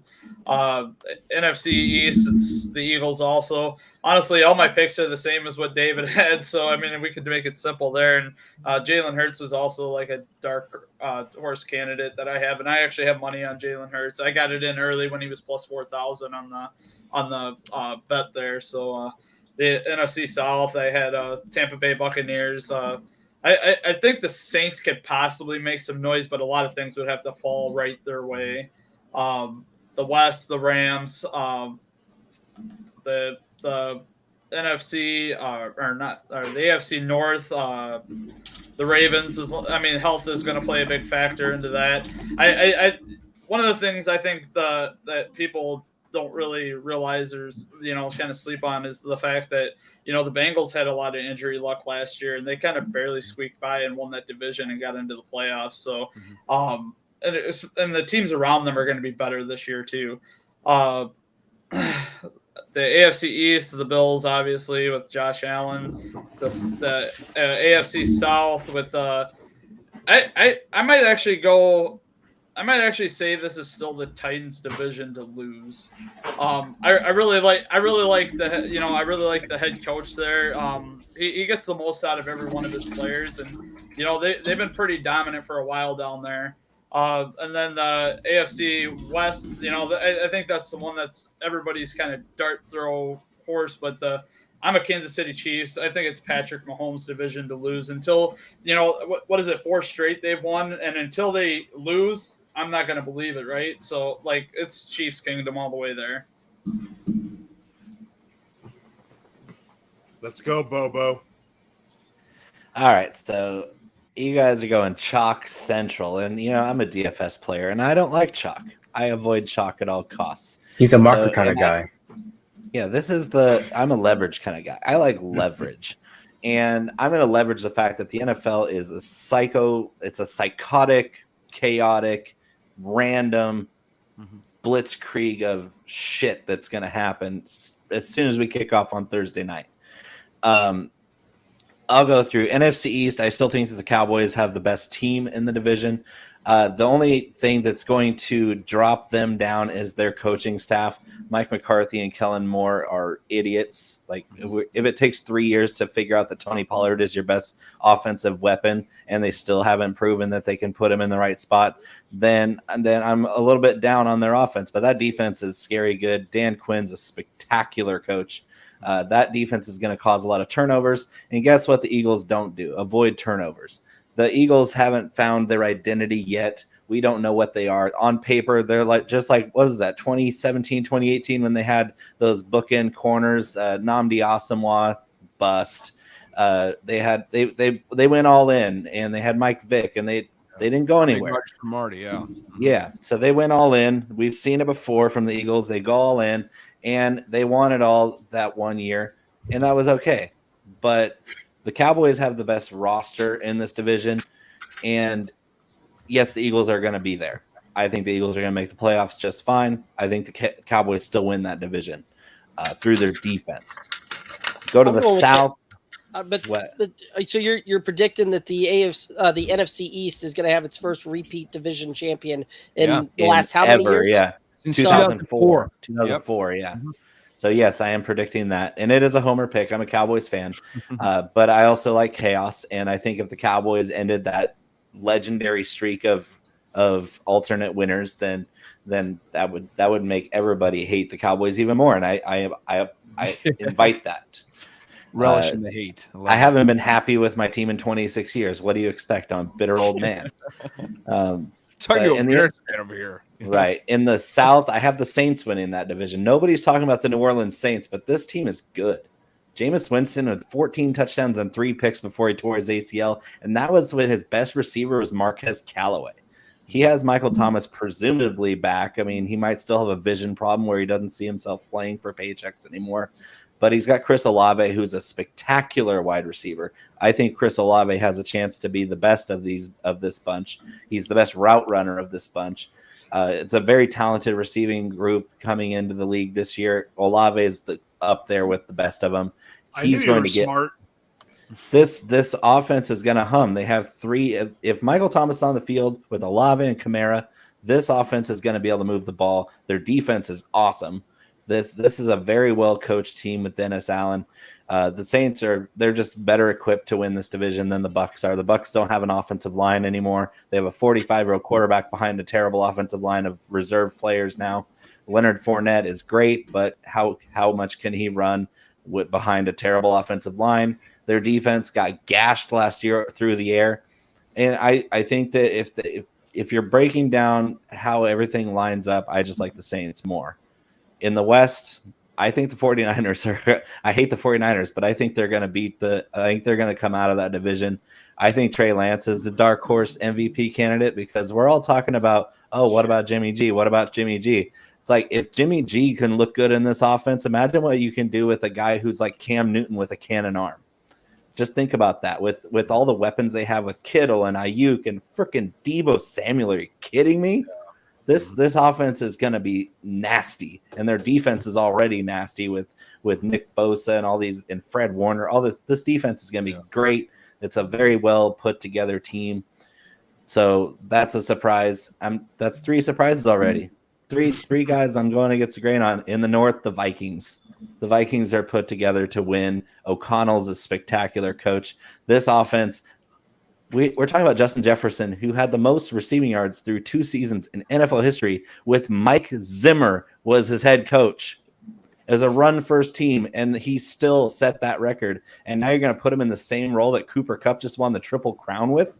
Whoa. And you still have Dalvin Cook. You still have Kirk Cousins is not great, but he's above average at least. And Adam Thielen isn't dead yet, no matter how much we want to bury him. KJ Osborne's going to be on the field. Irv Smith's going to be a surprise. This Vikings team is going to make some noise. Detroit, I think, is going to finish ahead of the Packers too. So I have the Vikings and then Detroit, and then the Packers are going to be somewhere around 8-8 or 9-8. I don't think they're going to be able to win without wide receivers that are any good. And the Bears, of course, maybe next year. I like at this point. No, I like the way they're rebuilding because they had a shit like Ryan Poles. He has to do God's work with the way that roster was left after the Matt Nagy and with Matt Nagy and Ryan Pace. I feel like I'm worried this is almost a sequel with Matt Eberflus and Ryan Poles.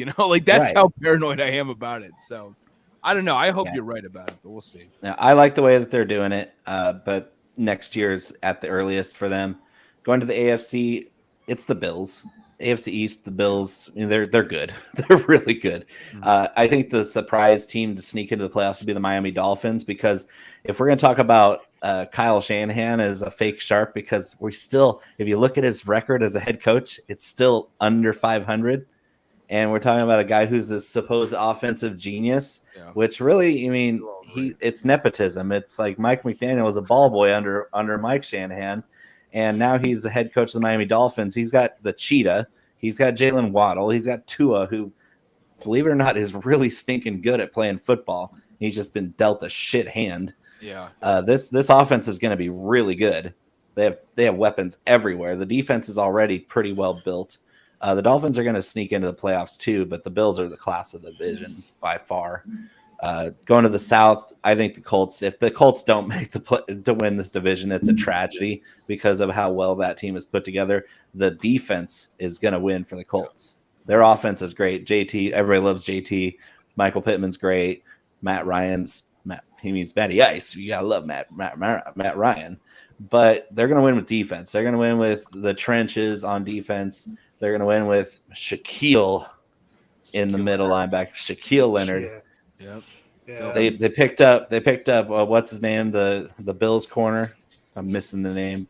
Not Tre'Davious White. Oh, Levi the Patriots corner. The Patriots corner. Justin Jackson. Gilmore. Jackson. No, they picked up Gilmore. Gilmore's playing corner for the Colts now. They picked up. This is your dark horse defensive player of the year.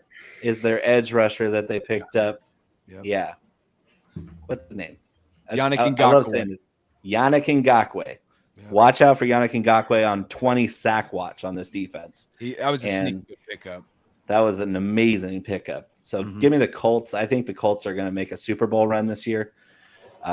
And for the North, I mean, this division's gross. I don't think the Bengals are as good as people think. They're going to score lots of points. Yeah. Oh, yeah. Their offense is going to be fine. Their defense is not. The Ravens are really well put together, but can they stay healthy? This team has been bitten hard by the injury bug, and even their mascot's out. it's that bad. Like they lost every running back last year before the season starts. Now they're still waiting on those two running backs to come back. We don't know how good they're going to be. Their mascot's out with a torn ACL. Their quarterback is coming off an injury. I love Rashad Bateman. I think he's going to be spectacular this year, a league winner in fantasy for his ADP. But I would put my money on the Ravens winning that division. As far as the West, that's the best division in football. I have no clue who's going to win that division. That division is scary good. Broncos are really well put together, but I don't know if they have enough in their division to put together a playoff record. The Raiders, they're not there yet. Devontae's great, but their defense is scary bad. Line's really bad too. In that division, if you have a bad defense, you're not going to have a fun time. The Chargers, I have Herbie also winning MVP because I think he's going to produce 50 touchdowns this year. That's 5-0 with his weaponry, his offensive line, and the dude he's a generational talent. I've been saying it since he was a junior at Oregon. Go Ducks! But Justin Herbert is a generational quarterback. He does everything above average to elite. Everything. I just hope they let him cook this year because they didn't throw as much of a deep ball as they should have last year with him because he can sling it, man. Oh yeah. So give me the Colts and the Chargers in the AFC Championship game. That would be spicy, wouldn't it? Yeah, for real. Pang, give us those Pang's picks. So wait, what was the whole question? I'm sorry, I was a little just division winners. Oh, we'll make this pretty easy. I think AFC East is going to be the Bills. I have to admit, the Bills teams offensively, defensively is kind of unmatched, even across the league, let alone in our division. The AFC North, I think you're overdoing it. It's going to be the Bengals. That Bengals defense has been pretty solid. The Bengals O-line is nice. Joe Burrow is great. He's 1 year past removed from his injury. He was already amazing last year. I'm not going to think any of these three other teams that have no quarterback plus the Ravens that probably have a full hospital bed right now and like infirmary in their fucking camp. I'm not going to deal with that.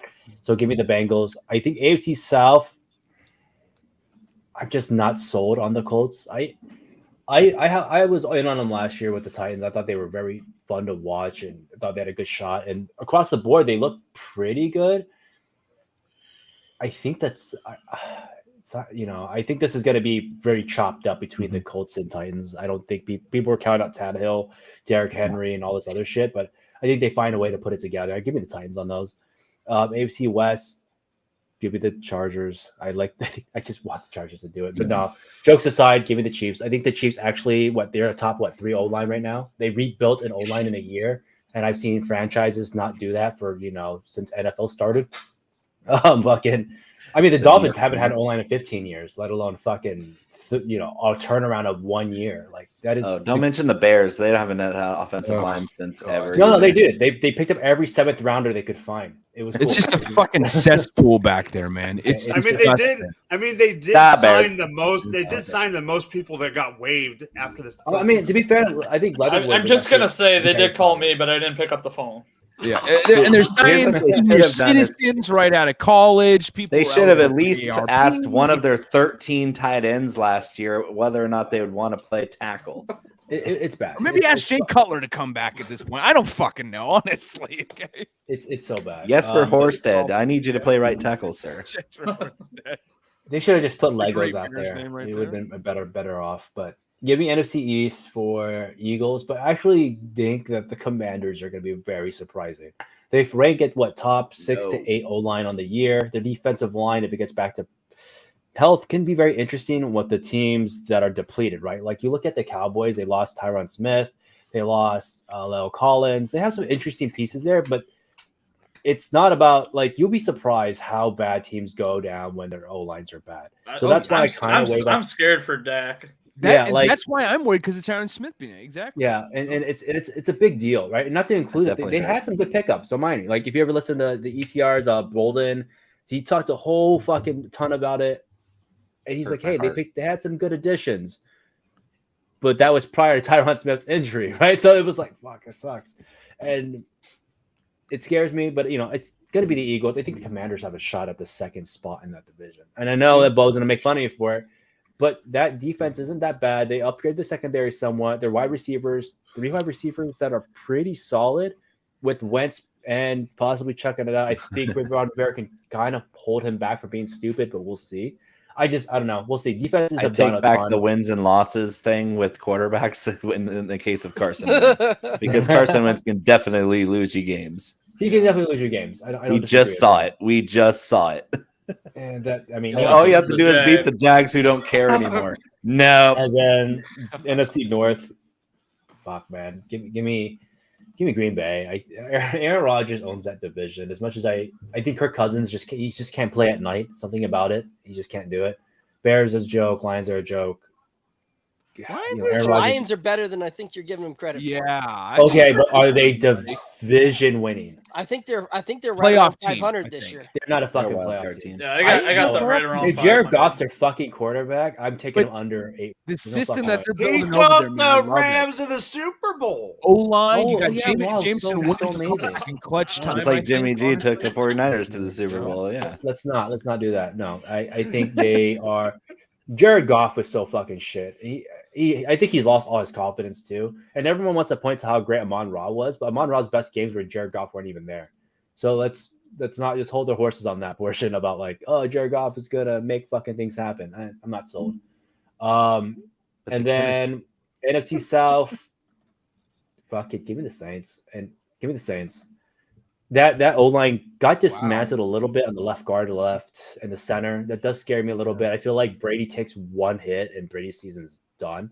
Secondary is a joke. Wide receiver core is coming off of 14 different injuries. I have no idea what they're doing right now. Leonard Fournette, I think, gets guarded. I wrote a whole piece about him being one of the lowest guarded fucking running backs in the entire league with the most amount of targets. He was at 16%. The fuck are we doing?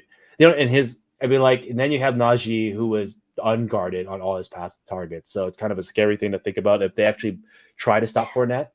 So he won't get those easy yards. Gronk's not there.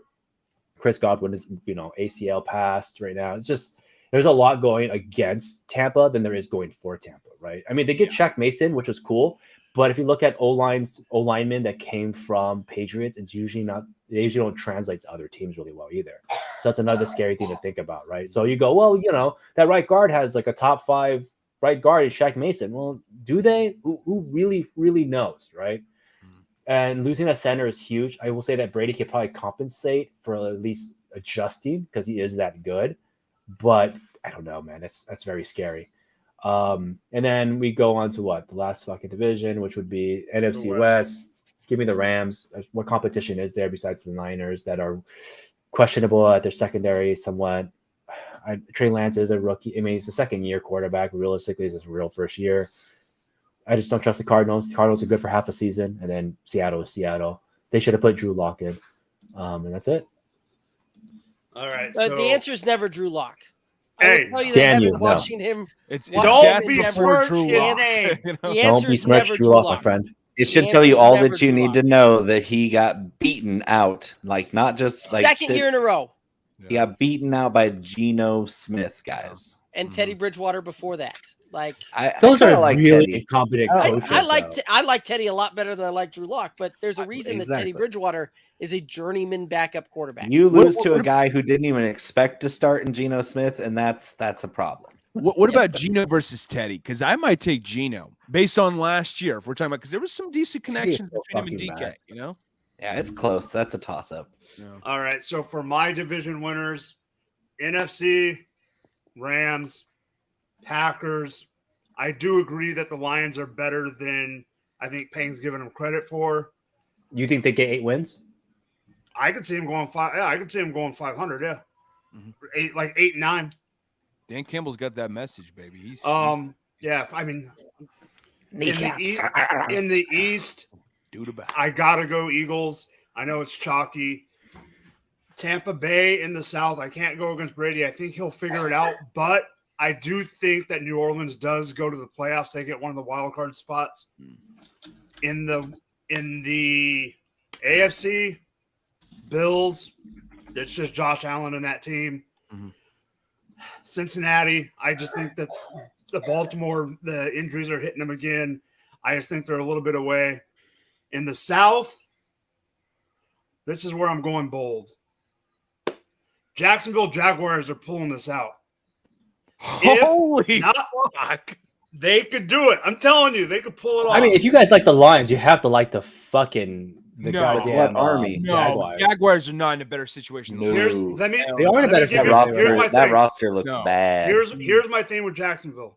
So you think the Jaguars from last year look better than they do this year? No, they look better this year. So it's a better roster than last year. No, I'm comparing to the Lions. They went from 32nd to 29th this year. Yeah, really I'll take it. That's better. Let's fucking move on up. I am counting on this. Is prefacing by saying I think Indy has a good. If it's either Indy or Jacksonville to me, I think if things go wrong for Indy, whatever the case may be, that's when I think Jacksonville could slip in there. I think Tennessee is worse than people think. That's where I am in the South. Boo, fuck you, boo. And in the West, let's pull it back. So how are they worse? I mean, they lost everybody last year. They literally were the worst last year. They played 70, 80 guys on that roster and still won their division. I don't think Tannehill is as good as people think. And I told you that. He was QB 12 last year, even though he looked like McKinney, Westbrook. Yeah, but he's QB 12 because he always manages to get in 6, 7, 8 touchdowns on the ground. Yeah. Yep. Not every quarter. I mean, lock it in. Carson Wentz took his team to the playoffs. I mean, not last year. Last year he did. Yeah, not last year. Not with a loaded roster last year. He should have. But Tannehill could easily regress. The O-line changed a little bit, losing Roger Saffold for one thing. Derrick Henry's coming off an injury. You lose A.J. Brown, who was your wide receiver one. Replaced him with a rookie that was, having question marks about how his conditioning is. Exactly. Robert Woods. But I would say Treylon Burks Landry, too. Robert Woods sound better than A.J. Brown and nobody else. Wait, what did you say, Ping? I would say Robert Woods and Treylon Burks sound just about as good as A.J. Brown and nobody else. I mean, it was really bad. And would stay healthy? Is Brooks going to be ready to go, come game time? I mean, he seems like he's ready already. He went back in and played his preseason final. Robert Woods has no setbacks. He's not going through a J.K. Dobbins situation. So, and his injury was he's like almost 30 now, And in the Yeah. West, Robert Woods happened well after JK did. yeah. Yeah. Like, He came back. JK happened in the preseason. Yeah. Right. Yeah. that But happened Ryan, 14 years. what we saw out of Ryan Tannehill is Ryan Tannehill's average. Like that's just who he kind of is, right? Like I just that's don't think he'd going- be that much worse comparing what he did with what he did last year, right? Like It- usually people so with bad when- rosters do worse. He Right. did better. What they AJ were. Brown makes a lot of things look a lot better. He True. wasn't too good though the first 5 games of the season though. Like he was pretty awful. Well, that a lot of that also had to do with the fact that Titans secondary was really, really bad to start the season last year, and it's really hard for the Titans offense to get going because that offense runs through Derrick Henry, and in order for AJ Brown to be effective and in order for Ryan Tannehill to be effective, play action pass has to be there. And quite frankly, teams aren't that worried about play action or aren't worried about necessarily you running the ball and running the clock and all of that when you're down by 14 points. I mean, it still says a lot when nobody was on that, right? Deontay Foreman, Adrian Peterson, all these jerk offs were on this Saved team. them. And still won division. Like No, that's what crazy. saved them from everything, that including that terrible secondary, was the pass rush. Guess what happened? Harold Landry is not there this year. That was what saved their entire season because their defense was so bad on the back end that they had no answers until they got pressure on the quarterback, and they were losing games until that happened. Right. Well, it was like they had 3 good players on that defense. It was Harold Landry, Jeffrey Simmons, and Kevin Byard, and the rest was absolute Kevin Byard was trash. fucking garbage. and I give that, but I think the Titans. I mean, to be fair, why wouldn't they be bad with what they had, right? Like people talk about injuries to every other franchise. Those guys took the craziest amount of injuries. Taylor Watt had stepped back. Yeah, I just don't see them being like the 3rd worst in their division. Like that's what I don't see. I don't see them being the 3rd worst. As weird as it sounds to say, because they were the number 1 seed in the AFC last year, we're talking about, if we see 2020 Ryan Tannehill as opposed to 2021 Ryan Tannehill, considering all the surrounding circumstances, then they'll win the division, I believe. But I mean, outside of fantasy, 2021 Tannehill was better than 2020 Tannehill. He did it with nothing. No, legitimately but nothing. Turnover like, proneness, the issues with accuracy downfield. Like I saw enough of that to where it wasn't like Tannehill was playing lights out like he did in 2020. Well, he played lights out because the weapons were just that much. Before I give my ahead, AFC West take, go ahead, Bo.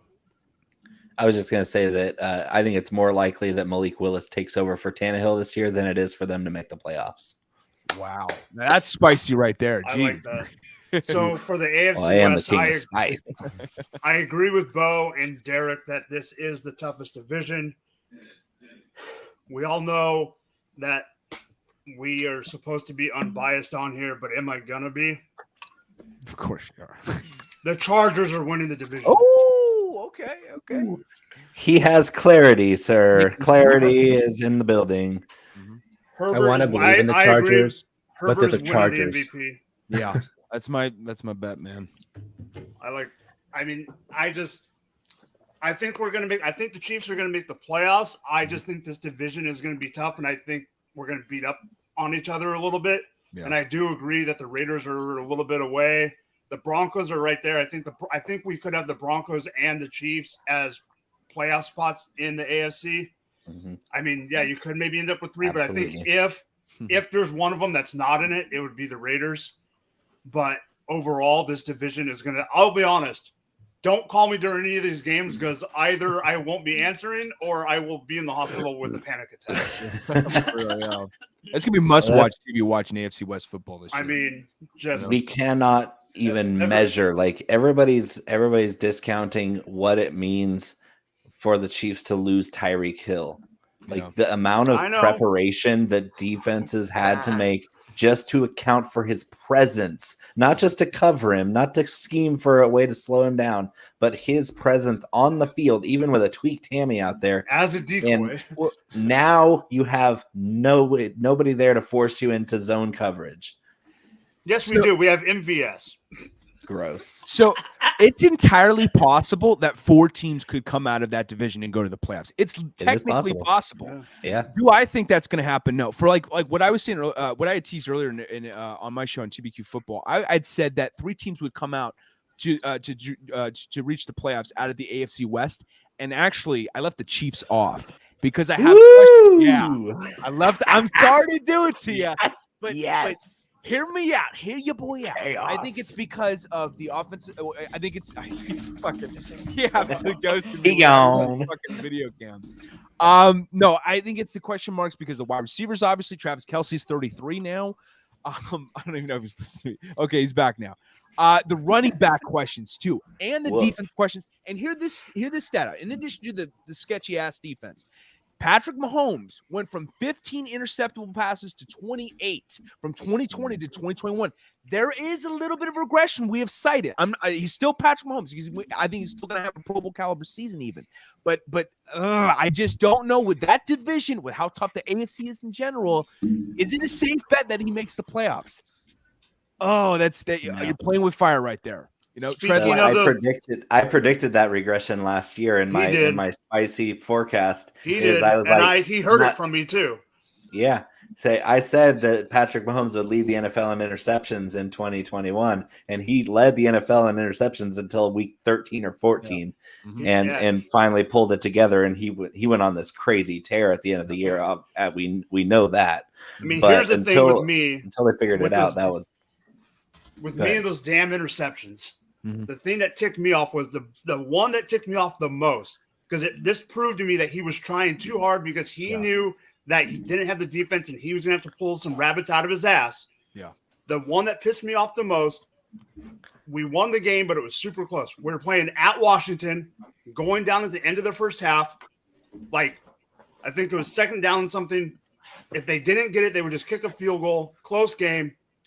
He's falling on his ass. He plants his offhand down on the ground to go plank and just throws the ball up in the air. And freaking Cameron Curl intercepts it and runs it back 45 yards, and then they end up kicking a field goal to tie the game at halftime.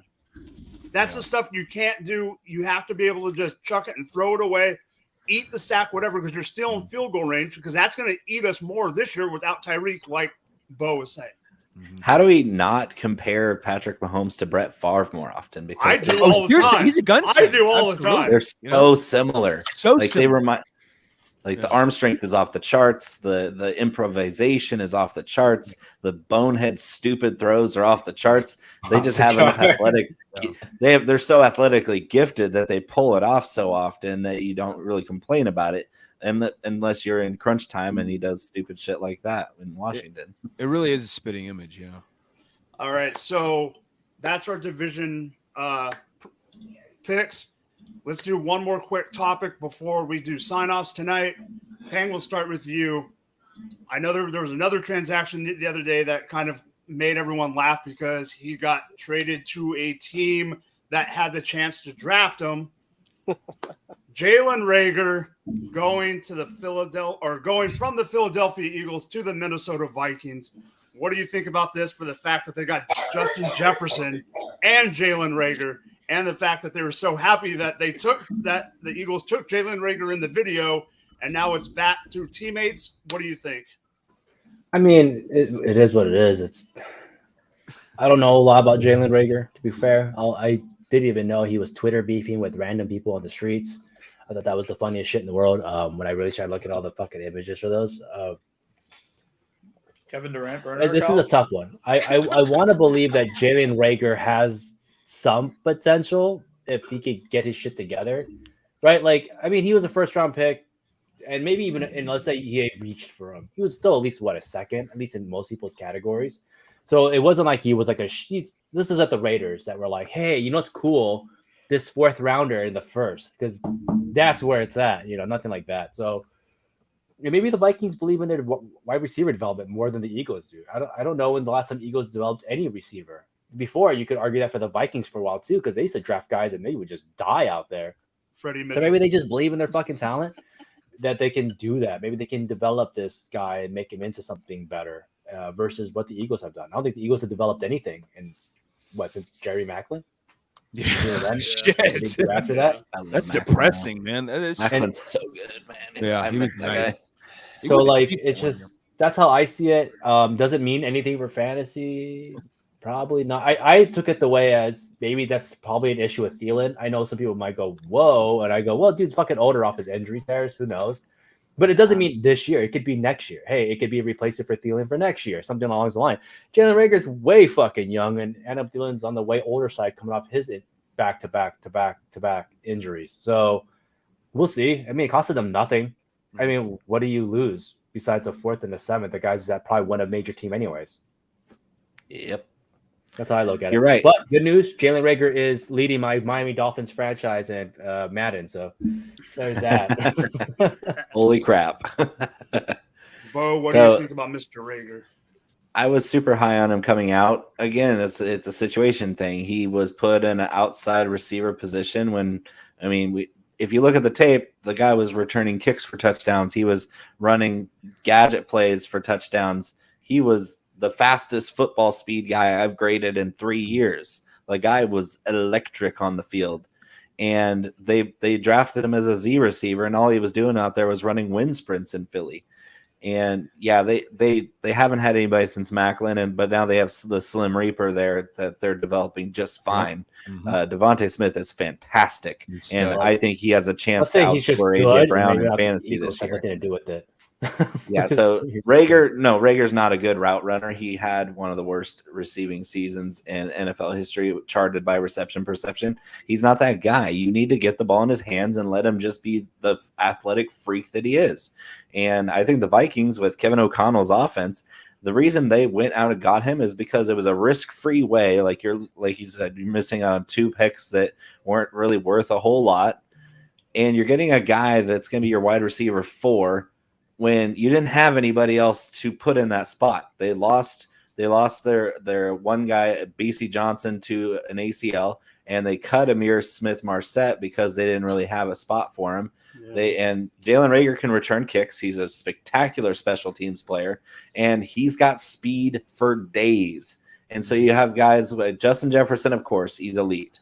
Adam Thielen, still there, still alive, still scores touchdowns in bunches. KJ Osborne's their slot. You can throw Jalen Rager out there in 4 wide receiver sets and just say, hey, we're either going to run a bubble screen and you're going to run, or we're going to run you on a 9 route and you're going to run. We don't expect you to do anything, and you're going to be out there, and if you're wide open, they bust coverage. Guess what? Kirk Cousins can find you. That's all they expect from the guy, and he's going to make some big, huge plays this year. He's not going to be consistent because that's not who he is. He's not going to be a season-long fantasy guy, but if you take him at the last pick in a best ball league, he's going to hit a couple spike weeks this year in that offense, and you're going to be like, huh, Jalen Rager is at least something. Yeah. Trav, what do you got on Jalen Rager? First of all, Smith-Marset, I just want to say bear down. He went to Chicago, so I'm a Bears fan, by the way, David. Hey, that's what's up, dude. That's what's up. Let's embrace the futility Bears, together, man. You know? The Bears did something right. Yeah. You know? Once every fucking blue moon we do, you know. Well, I'm also How about from a baker's Iowa, dozen? So Smith-Marset, Iowa, Bears. We got it all locked down over here. What's up, though? I think it's crazy that he actually ended up in Minnesota after all. But I guess we'll wait and see. I mean, Minnesota has done a phenomenal job of developing wide receivers. They've over the years, Adam Thielen, Stephon Diggs, those were guys that came in, 5th round undrafted that, the Vikings built up to where they were, or where they have become now. So, there's a shot. I mean, is it going to be, where he's going to be real effective, or if he's going to be a long-term player in the NFL still? That remains to be seen. And I guess we'll see what happens. Another funny note about that trade is they also traded JJ Arcega-Whiteside. Oh, that was my take, Mo. Stop it. Oh, no, go ahead. I'll let you have that one. I was literally just getting ready to launch into that. So launch it. The lesson to be learned here about this one is do not be a prospect that comes into the Eagles and upset Howie Roseman, because he will trade you to the team that took the player that they should have taken all along, right? Yeah. JJ Arcega-Whiteside going to Seattle, which they famously took JJ just ahead of DK Metcalf. And now Jalen Rager heading to Minnesota, who they took 1 pick ahead of Justin Jefferson. So just think they could have Justin Jefferson and DK Metcalf on that team right now. Yeah. Yeah. Yeah. And guess what? they probably wouldn't have Jalen Hurts on that team if that had come to fruition because No, they they probably would still have Carson Wentz throwing the ball. Yep. Yeah, Carson Wentz would be an MVP candidate the way he played with less than that early on in his career. That's crazy how fate would have it. Is we might be talking about Carson Wentz as a perennial all-pro candidate at quarterback with that kind of receiver room, and now you have everything shaken up instead. Right. Whew. Right. So I mean, absolutely right. Like Jalen Reagor, though, kick return guy. That's what he's going to be on this offense, right? KJ, he's not going to be the slot guy that is KJ Osborne. So fantasy, for the most part, he's going to be fantasy irrelevant. He'll have some spots here and there. I'm excited to see what he can do when he's solely focused on being like a punt return and kick return specialist type of thing. And I think you'll see him play well enough at that role to earn some snaps on the offensive side of the ball there as well. Yeah, I think it'll just be punt return too because Kenny Nwangwu has kick returns on lock. No, that's true. What you got, Dave? Look, it's borderline felonious to be mentioning Jalen Reagor's name in the same sentence as Justin Jefferson. I mean, that's how fucking special Justin Jefferson is, and that's how goddamn forgettable Jalen Reagor is. And I'm sorry to say it, but he's 23. The dude averaged 9 yards a catch last year at 23. That's supposed to be happening like to the aged veterans like Larry Fitzgerald when he was 35 was averaging like 9 yards a catch. So he's Hunter for like a 23-year-old fucking young ass athletic wide receiver. So no. This shit's forgettable, dude. I'm good. I'll pass. He could be maybe obviously it looks like now he's going to make the team, but now that's post preseason. But like it's so forgettable. Had nobody else. Yeah, exactly. You got no one. I mean, someone's got to be wide receiver. Tumbleweeds on that receiving core. Someone's got to be honestly. And so if he's going to be wide receiver 6, good for him. But that's probably best case scenario. I really don't see him fit much in this offense. I think, honestly, the show out of the wide receiving core is going to be Justin Jefferson. It's going to be Adam Thielen still, who I think still has enough left in the tank to give you a show, to give you something out there, to give you maybe double-digit touchdowns, maybe eclipse that 1,000-yard mark. Kind of like it kind of reminds me of like the stage that Eric Decker was at his in his career with the Jets with Brandon Marshall. That's where Adam Thielen is right now in terms of what we could see out of him. And then KJ Osborne, he's a high riser. His name is Big Dick Decker, by the way. It's Big Dick Decker. Big Dick Decker, Jalen Reagor. I don't know what his dick size. No. I just it's crazy, man. I don't see much happening out of this. Jalen Reagor joining this offense. I think they were already set at wide receiver. He's an afterthought at this point. Yeah. So my take is I think I kind of agree with Bo in the sense of Naganu, or however you say his name, being the kick returner and having Reagor as primary punt returner. But I did also think that I didn't fall into the trap, but I did think they were shopping Madison a little bit. Obviously, I don't think now it's too close to the season.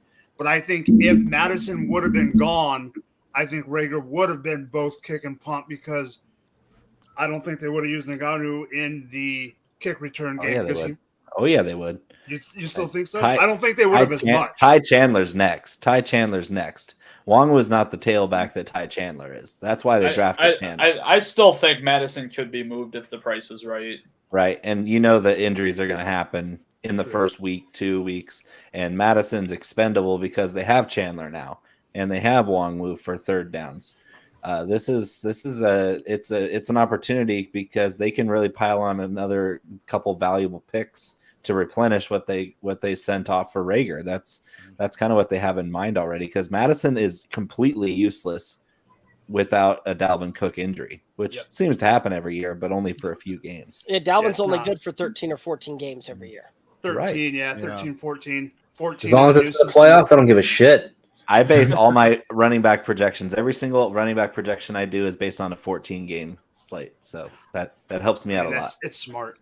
I will say that there is a chance though that Reagor gets a potential Super Bowl ring because I actually have the Vikings going to the Super Bowl this year. That's how high I am on them, honestly. Damn that offense, yeah. I have a $50 bet down. Yeah, they got some potential, man. The Vikings ending their Super Bowl, bad luck there, huh? I know, right? It could happen. I can't wait to see how the kicker does. Yes. Oh God Exactly. damn, yeah. Gary If Anderson. he misses one kick, 2.0 they're going to coming cut out. him, and he'll be an All-Pro the next year. Oh, Exactly. Shout out Daniel Carlson. So this No, as was a Bears fan, I just hope they Ouch. have their own Cody Parkey for for my liking, if possible. Eddie Pinheiro is going to be on their team next year. Oh God. Man, this was a great show. A lot of banner, a lot of bullshit, a lot of talking football, but also giving each other razzing. Let's start with sign-offs. We'll go around the horn. Pang, take it away, buddy.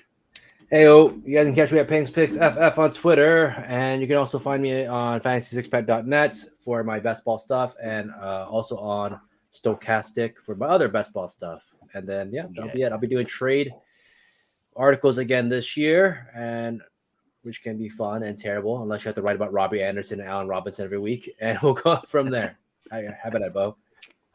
Everybody knows. All right, I am Bo McBrayer, aka the King of Spice. Bo_McBigTime on Twitter. Give me a follow. I am the owner and creator of Big Time Flavor Co., home of the world's most deliciously intense condiment, Hot Box Gourmet Hot Sauce, as well as 4 unique seasoning blends that have been amplifying your mother-in-law's cooking to tolerable since 2020. BigTimeFlavor.co, a featured writer for Fantasy Pros. I'm also part of the expert consensus ranking. I was the second most accurate running back ranker last year, so I know some RBs. Give me a shout out on Twitter if you need anything. Fantasy Pros is the other hat I wear. I also write DFS for Team Riser Fall and the Sports Gambling Podcast Network. I'm also a part of a podcasting team with In Between Media, where I do golf DFS and drinking, because we like cocktails over here in NorCal. But yeah, just hit me up on Twitter. The link tree directs you to everything that I do, including what I do in the bathroom. Well, you should get like a deal behind you that just you got a little string, you pop it, and just No shit, right? falls down. Like I always forget somebody too, because I'm just the freelancer guy. I'm just like Right? So true story. At the expo, I seen you walking around with the hot sauce. I remember you now. I was like, damn. I was like, I know this guy. This whole time we've been talking, I was like, I want to find this hot sauce guy. I was looking for you. Then Saturday night, I ended up getting sick, so I didn't even make it to anything on Saturday night, Sunday, and so it really sucked for me. I was bedridden. It was terrible for me. Otherwise, what I had, Friday was a good time and all. It was good to meet you there. Anyway, I do a lot of content creation for True Serum Football. I do writing, podcasting. I give out friendly advice to family members, friends, anybody that reaches out to me. You can find me on Twitter, on my Twitter handle there, TJ Sumter 55. I also do a little podcast with some friends. It's a Mob and Sports Foundation. You can find them on Twitter as well. It's been a hell of a time. Thanks for having me, guys. Yeah, definitely have you back. Derek, go ahead, bud. Oh man. All right. So I'm Derek, I'm part of the Good Old Boys Fantasy Football Podcast. You can find me, you can find us on Twitter, Instagram, Facebook, TikTok, all the socials at Good Old Boys FF. We got the website, goodoldboysff.com. You can find our rankings there, all that good stuff. Also part of the expert consensus ranking on Fantasy Pros, where last year was the number 4 quarterback ranker going into draft season last year. So got the QBs down. Bo, we're going to be talking because I need to work on my running back rankings here a little bit. Let's go, baby. We're going to have a conversation here about that. So a meeting of the minds. Meeting of the minds. Absolutely. And guys, one of the best ways to help support our show is over on the YouTube, the Good Old Boys Fantasy Football Podcast YouTube channel. Give us a subscribe there. One of the best ways to support our independent show. Go ahead, Mr. G. Yeah. You can follow me at David G Sports TV for my individual account. Also, I'm the host of the TBQ Football Podcast, where you can find us on YouTube and Twitter. You want to help if you dig what you're seeing from us. Feel free to help us help support the show. Give us a subscription, help the show grow, and that way it means it means so much to us with that contribution. We kind of have a similar format of show to what you see here on Rumboyz After Dark. Just like to joke around, talk all things NFL. You can check us out check me out either David G Sports TV or TBQ Sports. is our Twitter handle. And yeah, check out for more of my appearances in addition to what I do here every Friday. All right. Name's Mike. Drop the Mike FF. You can find me on the Twitter machine. You can also find me at goingfor2.com. I am hosting this season, I am hosting the Tuesday in-season show. You can also find me here usually Mondays, Thursdays, one of the two, and Sundays for Rum Day Football. And also, honestly, just on Rumboyz After Dark every week, just chopping it up with the boys. Everyone, it was a great show. Yeah. Dilly to everyone. Thanks, everyone, for coming on, and hope everyone had a great freaking night.